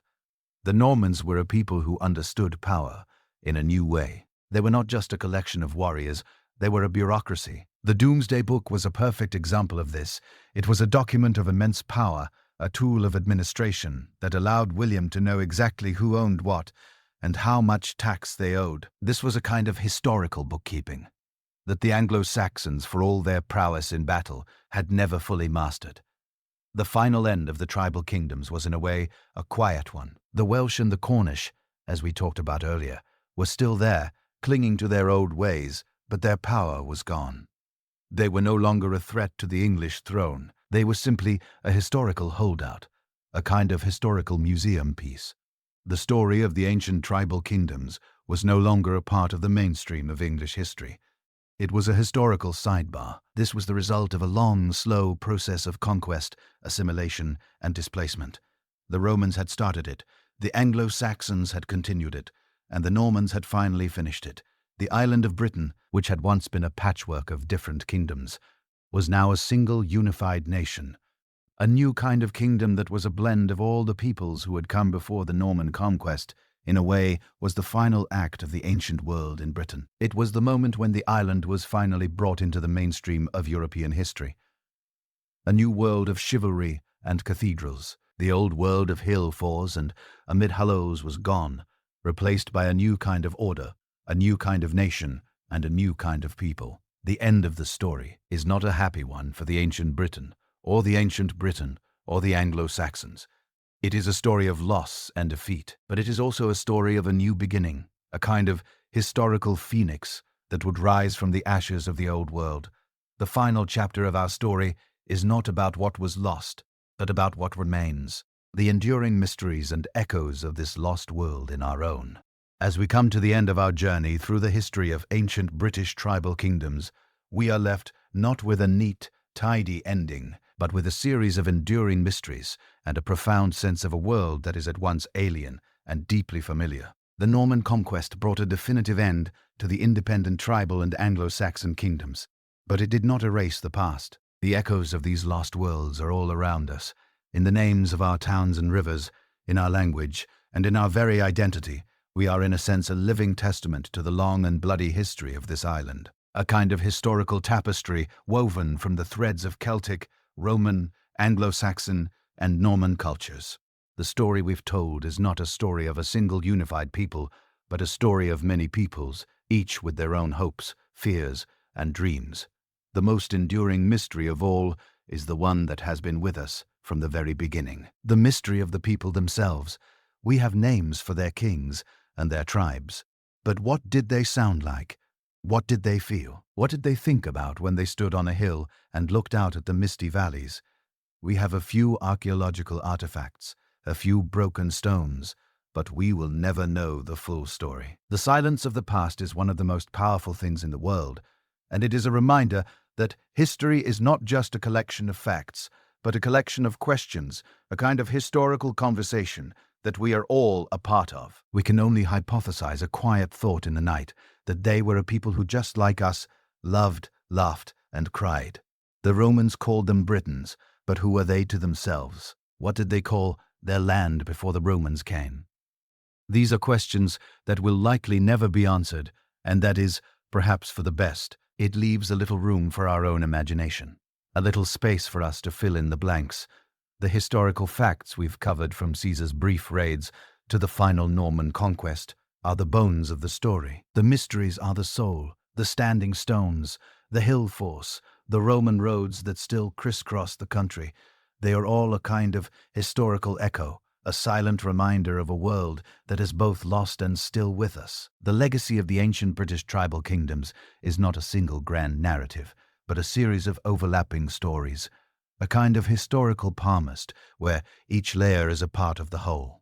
The Celtic Britons, who were pushed to the margins of the island, held on to their culture with a fierce tenacity, and their language is a living testament to their survival. The Anglo-Saxons, who came as conquerors, became a new kind of people, a new kind of nation, and their language is the foundation of our own.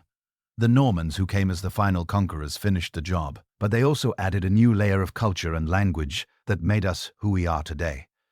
The story of England is not a story of purity, but a story of fusion, a story of a people who, through a long and often brutal process, were forged into a single cohesive nation. And so we come to the end. The history of the ancient British tribal kingdoms is a story of a long and often brutal struggle for survival. It is a story of heroes and villains, of triumphs and tragedies, and of a people who in the end were not conquered but transformed. As you drift off to sleep, let the mists of time swirl around you. Imagine a time of hill force and warrior queens, of Roman legions and Viking longships. The past is not a foreign country. It's a part of who we are. Wishing you peace, rest, and maybe a little historical inspiration before sleep. Good night.